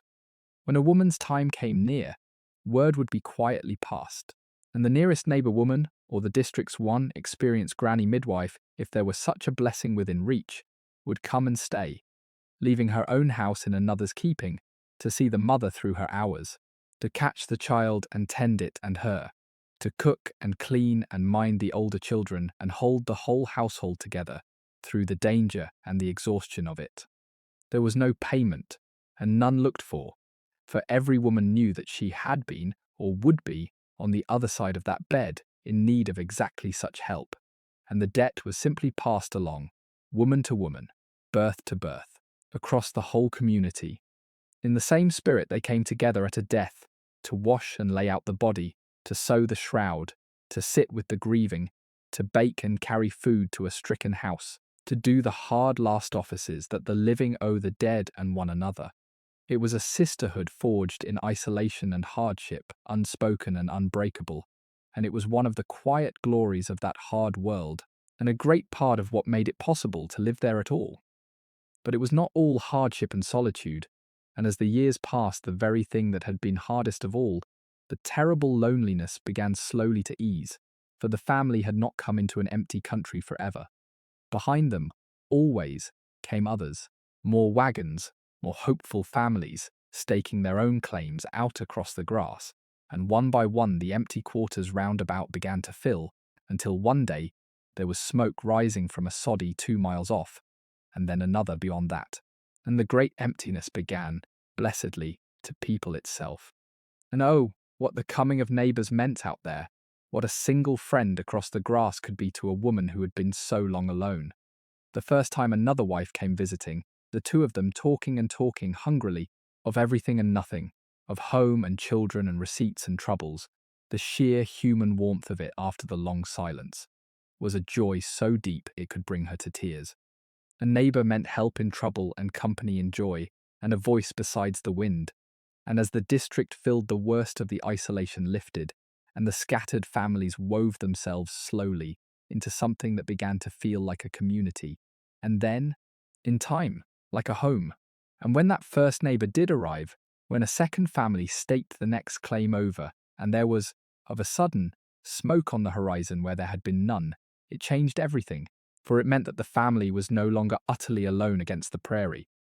The two households would seek each other out, and a friendship would spring up of a depth and a swiftness that only shared hardship can breed, and thereafter they were bound to one another by the great unwritten law of the frontier, which was that neighbours helped neighbours always, without stint and without question, because out here no family could stand entirely on its own. They lent tools and beasts and hands. They came to one another at a birth or a sickness or a death. They shared the news and the rare precious books and the letters from home. They kept watch on one another's stock and children. When one was in trouble, the others came, and asked nothing, knowing their own turn would surely come.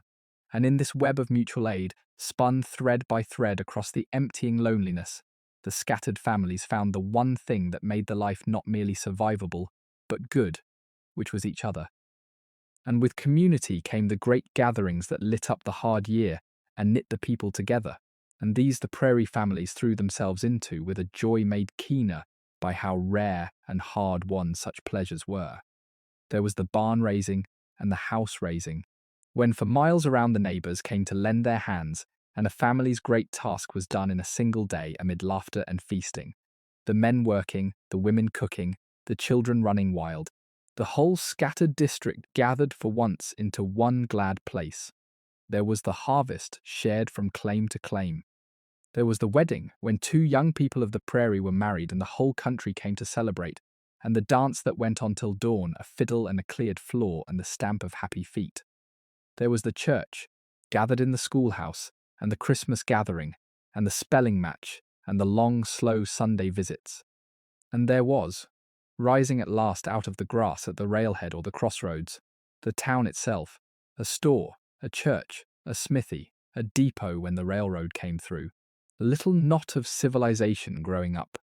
where there had been nothing at all, so that the family which had arrived to utter emptiness watched, over the years, a whole settled country take shape around it, farm by farm and town by town, and knew that they had been among the ones who made it. Of all the gatherings, It was perhaps the dance that the young remembered longest and best, for a prairie dance was a joy let loose after long restraint, and everyone came to it. Word would go round of a dance at such a family's house or barn or at the schoolhouse, and the people would come from miles about, driving through the dark by lantern light, the women in their best-kept dresses, the men scrubbed and shaved, entire families together with the babies laid to sleep in a heap of coats in a corner. A fiddler or two would strike up, and a caller would call the figures, and the floor would fill, and they would dance, these hard-worked people. They would dance the reels and the squares the whole night through, stamping and swinging and laughing under the smoky lamps, with a coffee and a supper laid on at midnight, and the dancing taken up again after, until the grey light came up in the east, and the tired, happy company harnessed the teams at last, and drove home across the waking prairie to milk the cows. It was no grand affair, by the measure of the wide world, a fiddle and a plank floor, and a room full of sunburned farmers. But to the people who came to it, starved of company and colour and joy, it was the very stuff of happiness, and they carried the warmth of such a night through many a hard and lonely week that followed. And where the dance was the prairie at its merriest, the barn raising was the prairie at its finest, the mutual aid of the frontier made visible in a single glad day of shared labour. When a family had need of a barn, a task far beyond its own few hands, the word went out, and on the appointed day the neighbours came from all about, the men with their teams and their tools, the women with baskets of food, and they fell to together, and what would have taken one family many weeks was done, in a burst of pooled strength and skill and goodwill between sunrise and sundown. The men hewed and hauled and hoisted the framing, calling and laughing, showing off a little before the company, the older men directing, the young men vying at the heavy work, and by the day's end, the frame or the whole barn stood, where there had been nothing at all that morning.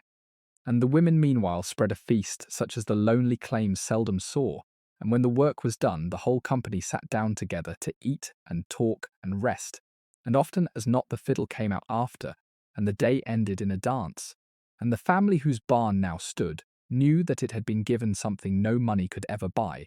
the plain proof that it was not alone, that it belonged to a people who would come when they were needed, as it would go to them in their turn. And the sweetest of all the gatherings, perhaps, were the weddings, for on the prairie a wedding was the whole community's joy, and not one family's only. When two of the young people of the district made their match, as they did despite the distances, meeting at the dances and the socials, and over the long, slow courtships that the scattered country allowed, the marrying of them was an event that lit up the entire neighbourhood. They would be wed, most often, at the bride's home or in the schoolhouse that served as the district's church, by a circuit-riding preacher if one could be got, or by a neighbour with the authority if one could not, the bride in the best dress that could be contrived, the room crowded with every soul for miles, and after the plain, brief, solemn words there would be feasting and dancing and rejoicing far into the night, and the young pair would set up, as like as not, in a new soddy on a claim of their own, to begin the whole brave cycle over again. And on the ordinary Sundays, too, the people gathered in the schoolhouse or in a settler's home to sing the old hymns together and hear the word read, and simply to be, for an hour, in one another's company, the scattered families drawn in from their far claims to worship and to visit, and carrying home again, across the grass, enough of warmth and fellowship to last them through another hard and solitary week. The bringing of religion to that raw country was itself a kind of heroism, carried on the backs of the circuit-riding preachers, those tireless travelling ministers who rode enormous lonely circuits across the plains, from settlement to settlement and soddy to soddy, to marry and baptize and bury and preach wherever a few souls could be gathered to hear them.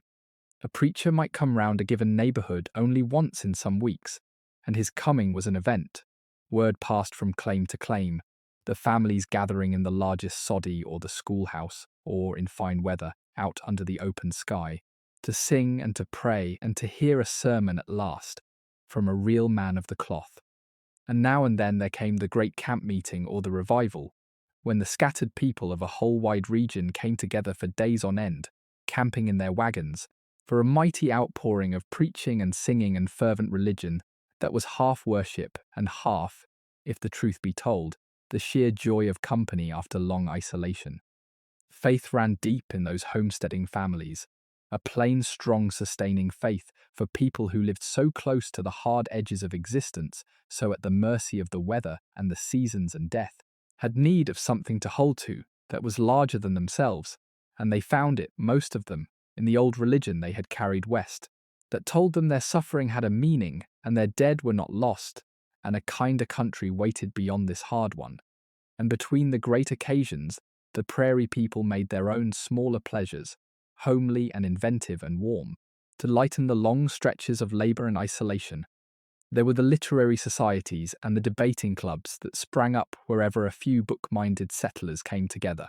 gathering of a winter evening in the schoolhouse to read and recite and argue out the great questions of the day with a seriousness that would shame a softer age.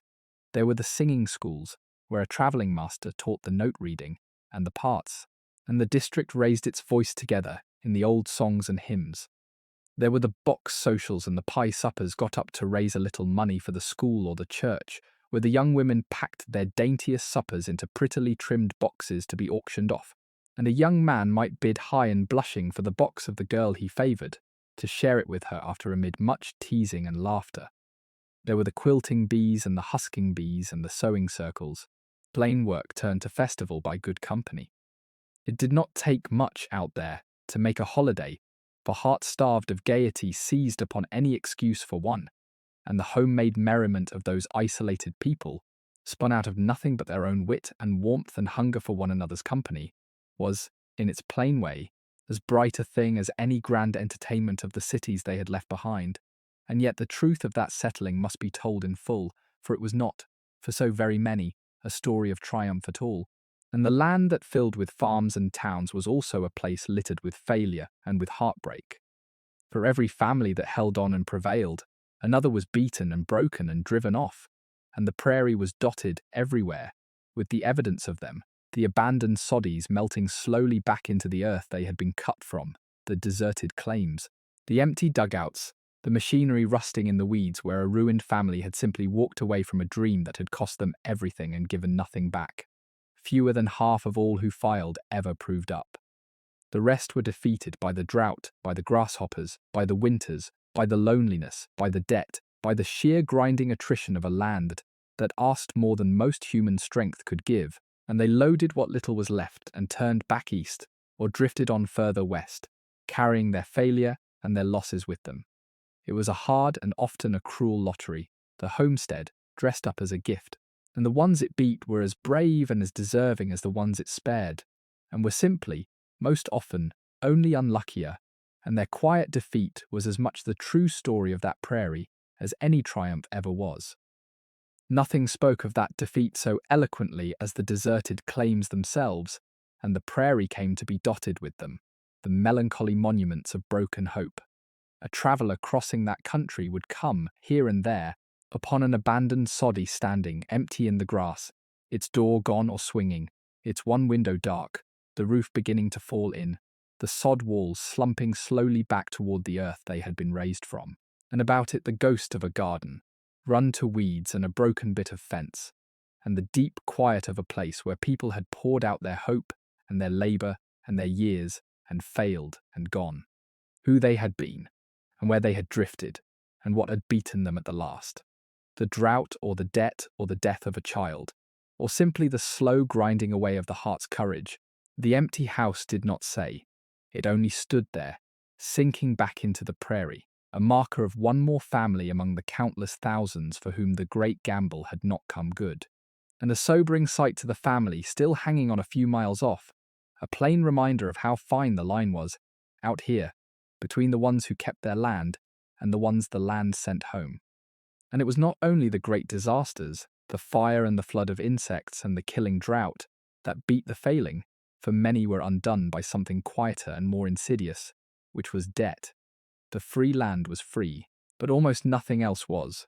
and a family arriving with little had to find the money somehow for the team and the plough and the seed and the stove and the first year's provisions before ever the land could begin to pay, and so it borrowed against the future at the hard interest of the frontier, and hoped to clear the debt out of the coming harvests. But when the harvests failed, as they so often did, When the drought or the grasshoppers took the crop that was to have paid the note, the debt only grew and the interest mounted, and it might find itself labouring harder and harder each year only to fall further behind, until at last the mortgage swallowed the very claim it had proved up, and the land that had cost it 5 years of blood and toil passed to the banker or the speculator, and they walked away with nothing after all. It was a cruel trap, and it caught many, and it was one more of the ways, less dramatic than a blizzard, but every bit as final, that the great promise of the free land could come, for all a family's courage, to bitter nothing in the end. And beneath all of it, beneath the whole vast enterprise of the settling, the triumph and the failure alike, there lay a deeper and a sadder truth that an honest telling cannot leave out, which is that the land the homesteaders were given was not the empty wilderness it appeared to be, and had not been the government's to give.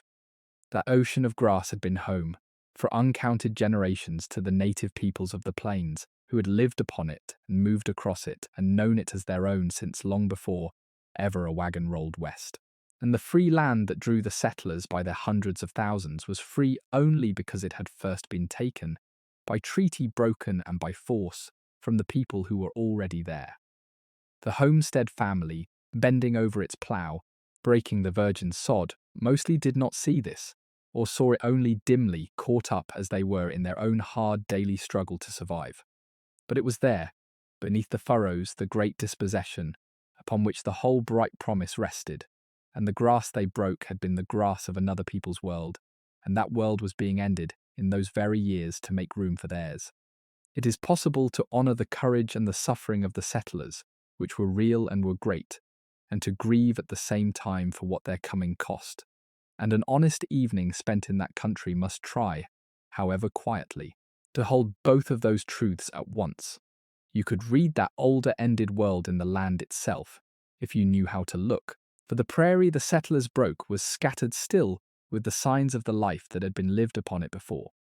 There were the deep trails worn by the great buffalo herds that had darkened those plains within living memory and were, in those very years, being slaughtered almost to the last animal, the herds that had fed and clothed and sustained the native peoples for uncounted generations, gone in a single bloody blink of time.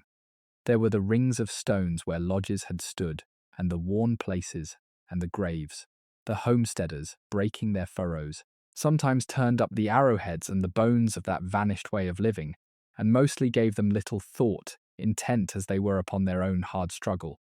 But the land remembered, and an honest heart, looking back now across the distance, must remember too, that the grass those families made their own had been the heart of another and an older way of being, and that the making of the one was the ending of the other, and that both the courage and the sorrow of it belong, together, to the true story of that ground. And for those who lasted, who were neither beaten nor broken nor driven off, who held on through the winters and the grasshoppers and the loneliness and the years, there came at the very end of it a day that made all the suffering mean something, the day of proving up. 5 years, the law had said, of living upon the land and working it and making it a home, and if a family could show that it had done so, had built the house and dug the well and broken the sod and planted the crops and stayed, through everything, then the land was theirs. So when those 5 were done, the homesteader went at last to the land office and brought with him 2 neighbours to swear as witnesses that all of it was true, that the family had truly lived there and truly improved the ground, and he signed the papers and paid the last small fee, and in the fullness of time there came back to him, from the far-off seat of the government, a single plain document, the patent, the deed, signed in the very name of the president himself, that said the 160 acres were his, freely and for good, his own. The proving up itself, when the long-awaited day came round, was a solemn small ceremony of paperwork and sworn word. The homesteader made his way to the land office, that same plain building where, 5 years and a lifetime of labour before, he had first filed his hopeful claim, and there he made his final proof, swearing out the affidavit that told the story of his time upon the land, the house he had built, and the well he had dug, and the acres he had broken, and the crops he had raised, and the seasons he had lived there, every improvement set down and sworn to. And he brought his 2 witnesses, neighbours who had known him through the hard years, and could swear from their own knowledge that all he claimed was true, that he had indeed lived there and laboured there and made the place his home as the law required. The clerk took down the testimony, and the papers were signed, and the last small fee was paid, and the claim passed at last, from a hope held on sufferance into a possession held by right, the years of endurance converted, by the stroke of a pen, into a title that would stand for all time. It was no grand occasion. But the men and women who walked out of those plain land offices with their proving up done, walked out landowners, freeholders, masters of their own ground, and they had earned that plain estate more dearly than many a lord ever earned his broad acres. And they knew it. It is hard now to feel the full weight of what that plain sheet of paper meant to the family that had earned it. For these were people who had come, most of them, from nothing, who had worked all their lives upon land that belonged to other men, who had never in their own lives, nor in their fathers' lives, owned the ground beneath their feet. And now, by their own courage and their own endurance, and 5 of the hardest winters a family could live, they had made themselves the owners of a piece of the earth, outright, forever, theirs to keep, and to work, and to hand down to their children after them. No landlord could ever turn them off it. No hard season could take the land itself away, whatever else it took. They had gambled everything on the emptiest and cruelest and most beautiful country in the world, and they had won. And the winning was not riches, for they were still poor, and it was not ease, for the work would never end. But it was the thing the poor of the old crowded country had hungered after for 1,000 years, and had crossed an ocean and a continent to find. It was land of their own. It was a place in the world that belonged to them. It was, in the very deepest sense of that great word, home. The day the deed came was a day of quiet triumph in a homestead family, and it was often marked, in its modest way, as the great milestone it truly was. There was no grand ceremony, only a plain paper come at last through the post or fetched from the land office, but the family knew what it held and what it had cost, and they would gather to look upon it, the father perhaps reading out the sober official words, the mother holding the sheet in her worn hands and thinking, it may be, of the frightened young wife who had stood by the wagon that first far-off evening and looked out at all that terrible empty grass and wondered what they had done. They had done this. Through 5 years, or 7, or 10, through the winters and the plagues and the loneliness and the graves, they had held on, and now the land was theirs, proved up, paid for, won, and no power on earth could take it from them. It was for people who had begun with nothing, been promised nothing but a chance, as complete a victory as most of them would ever know, and if they allowed themselves that evening some small celebration, a better supper than common, a few grave, proud words, a look passed between husband and wife that said more than any speech could, then they had earned it, every bit of it, wrung out of the hard ground with their own 2 hands. And once the land was truly theirs, the slow work of the seasons began at last to show, and the homestead that had begun as a hole in the ground and a house of earth began, season upon season, to become something finer. The first great sign of arriving prosperity, longed for through all the hard soddy years, was a real house, a house of wood, and when at last a family could afford it, could haul the sawn lumber from the railroad town and gather the labour, they built one, a proper frame house with painted boards and glass windows, and a wooden floor. A woman could keep clean, standing up bright and square and new beside the old brown soddy. The moving day into that first real house was among the great joys of a homesteading life, the wife walking through rooms with wooden walls that did not shed their dirt, and across a floor that was not the bare cold earth. And it must have felt, after the dark damp years half underground, like moving into a palace. The old soddy was not torn down, most often, but kept and put to humbler use as a stable or a store or a shelter for the stock, and it stood there for years, the little house of earth, slowly slumping back toward the ground, a monument to the beginning, reminding the family every day they looked upon it of how far they had come, and out of what. The day the family moved out of the soddy and into the new frame house was remembered ever after as one of the happiest of all their lives, a day of pure and giddy triumph. To walk out of the dim, damp, dirt-floored earthen room where they had lived so long, and into rooms with straight sawn walls that did not shed their dirt, with a wooden floor smooth and clean beneath the feet, with real glass windows that let the light pour in, and doors that fitted true, and a stair, perhaps going up to chambers above, was to the family who had endured the soddy like stepping into a mansion. The wife especially, moving through the bright new spaces, running her hand along the milled boards, standing in a kitchen where no dirt would ever again sift down into her cooking, and no snake would ever again drop from the ceiling, where the rain would stay outside where it belonged, must have felt a joy that only the long years in the soddy could explain.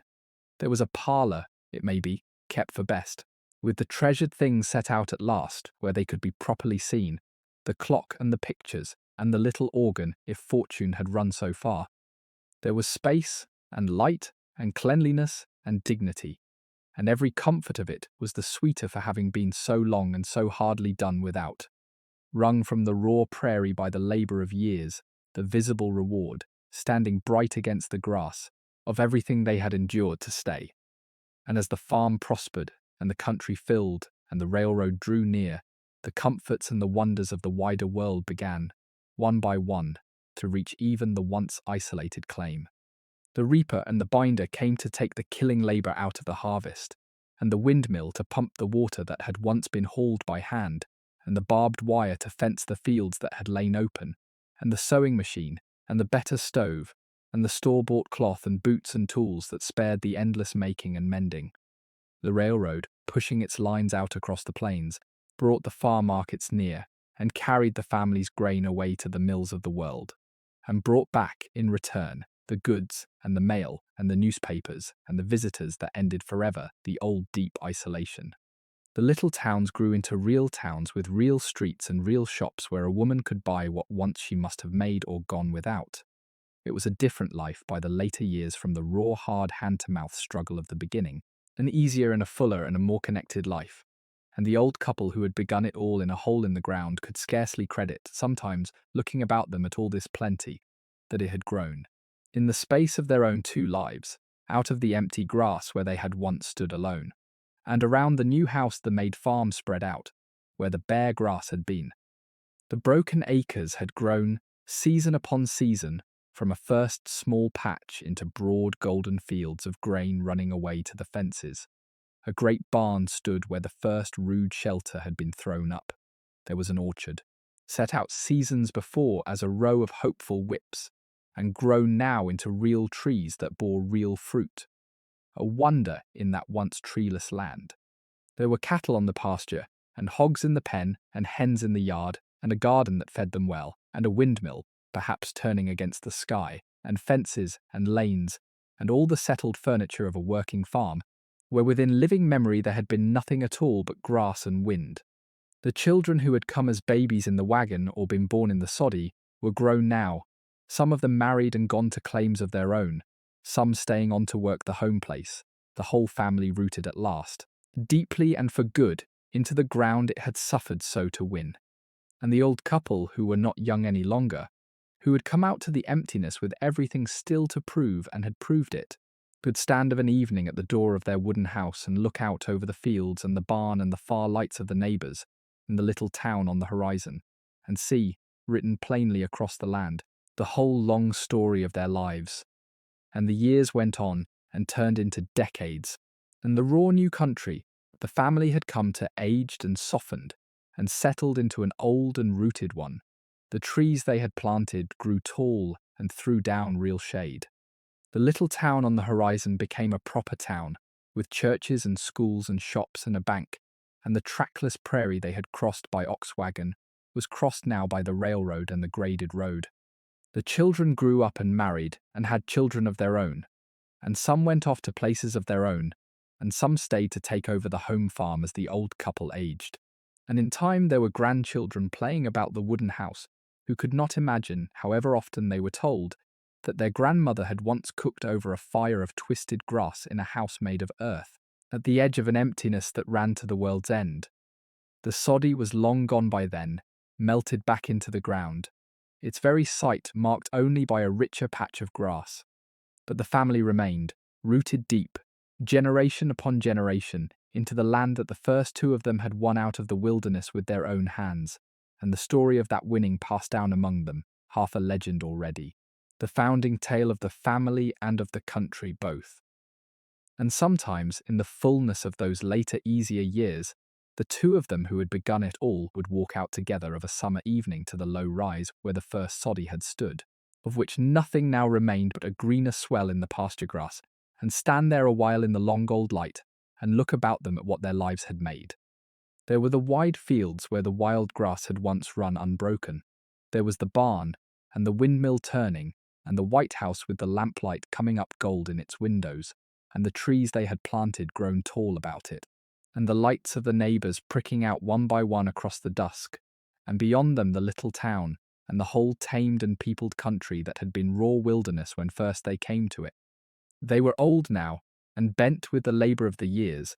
and they had laid more than one of their own to rest in the prairie earth along the way, and neither of them would ever say aloud the half of what that evening prospect meant to them. But the woman standing there might remember the frightened girl who had climbed down from the wagon into the terrible empty grass and made herself a promise that she would not be beaten,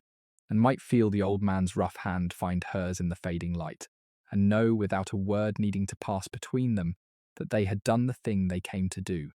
and that it had been, for all its bitter cost, worth the doing. And what happened to that one family happened, in those decades, to hundreds upon hundreds of thousands of others, all across the great middle of the continent, until the thing they had done together added up to one of the largest movements of people onto the land that the world has ever seen. In little more than a single generation, an empire of grass that had lain open, and all but empty of farms, was broken to the plough and dotted with soddies, and then with frame houses and gridded with fields and threaded with railroads and studded with towns, a whole new agricultural country, the breadbasket of a nation, and in time of much of the world, conjured out of the wild prairie by the sheer accumulated labour of countless ordinary families,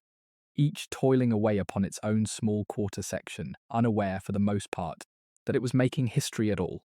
They thought that they were only trying to feed their children and hold their land, but between them, soddy by soddy and furrow by furrow, they remade the very face of a continent, and the settled and fruitful heartland that we know today. The endless wheat and corn, the quiet farm towns, the whole vast ordered agricultural world of the plains, is the monument they raised without ever meaning to, the sum of a million private struggles very like the one that we have followed tonight. And that, in the end, is what it was really like to do the thing that they did, and it is worth holding them clearly before the mind's eye for a moment, before we let the evening close. They were not the grand striding pioneers of legend, larger than life, conquering a wilderness by main force. They were ordinary people, mostly poor, mostly young, no braver nor stronger than you or I when they began, who were handed a hard and beautiful and pitiless piece of the earth and the barest chance to make it their own, and who set about it with the only things they had, which were their own 2 hands and their own stubborn hearts. They built their houses out of the dirt, they broke the ancient grass, they endured the winters and the fires and the plagues and the crushing loneliness, and they buried their dead in the prairie, and they held on, and by the holding on they turned an ocean of empty grass into a settled land of farms and families and towns, a whole world made out of grass and labour and grief and hope, mostly by people whose names are altogether forgotten now. And the women, above all, carried it, the women who kept the homes and raised the children and nursed the sick, and held the whole fragile human thing together against a wilderness that never once relented, and who are the least remembered of them all. We remember, when we remember that age at all, the great names and the grand events, the generals and the railroad kings and the gold and the guns of the legendary West. But the true West, the one that lasted and mattered and became the country we know, was made not by those few, but by these many, by the numberless ordinary families who took the poor free land and stayed and worked it, and raised their children on it, and by the women above all, whose labour was the quiet foundation of the whole. It was the women who turned the dark soddies into homes, who kept the children fed and clothed and taught and loved, who nursed the sick and buried the dead, and held the fabric of a decent human life together, in a place that offered them nothing to work with but their own 2 hands and their own strong hearts. Their names are mostly lost. No monument marks their graves, the most of them, scattered and sunk into the prairie they made to bloom. But the farms and the towns and the settled, peaceful country that grew up where the empty grass had been are their monument, if we have the eyes to see it. And the least that we can do, lying here in the comfort and the safety that their labour helped to buy, is to remember them tonight with gratitude and with a kind of awe. For they are not so very far from us after all, those homesteading families, though their world can seem as distant as the moon. It was only a handful of lifetimes ago, well within the reach of a grandmother's grandmother, that ordinary people lived exactly this life, broke that sod, burned those chips, buried those children, kept those lonely vigils beneath that enormous sky. Many of us carry their blood, and more of us than know it are here, and are who we are, because some young couple long ago was brave enough or desperate enough to load a wagon and go out into the grass and stake everything on a patch of empty land. Their courage is in the country still, in the wide farms and the small towns and the very fields that feed us. And on a quiet night, if you let your mind travel out across those dark plains, past the sleeping towns and the humming roads, to where the grass still runs away to the horizon beneath the wheeling stars, you can almost feel them there yet. The ordinary brave forgotten people who made a home out of the earth itself, and held on, and endured, and are the ground, in the end, that we are standing on. What was it really like? It was harder than almost anything we now can imagine, and lonelier, and it broke a great many of those who tried it, and it was bought underneath, at a cost to others that ought never to be forgotten. And it was also, for those who came through, the making of them, and of a country, a life of such deep-rooted meaning and such hard-won belonging as few of us will ever know. Life lived close to the earth, and the weather, and the turning seasons and each other, in a little house that had come out of the very ground, under the biggest sky in all the world. It was terrible, and it was beautiful, both at once and always, exactly as the prairie itself was terrible and beautiful, and the people who lived it would not, most of them, for all the suffering, have traded it for any easier life, because it was theirs, wholly theirs, earned and paid for, and belonging to them as nothing had ever belonged to them before. And somewhere out on that quiet grass tonight, under the same enormous stars, the little houses of earth are melting slowly back into the ground they came from, and the people who built them are long asleep, and the great story of what they did, and what it cost, and what it meant, goes quietly on beneath the wind. If these long, quiet journeys into other lives are a comfort to you, if you like having somewhere far away and peaceful to go when the day is done, then you are always welcome to come and travel these old roads with me again, whenever the world grows loud and you have need of the dark to feel a little kinder. I am always glad of the company on these evenings, glad to know there is someone out there in the quiet, keeping me company as the miles and the years unwind.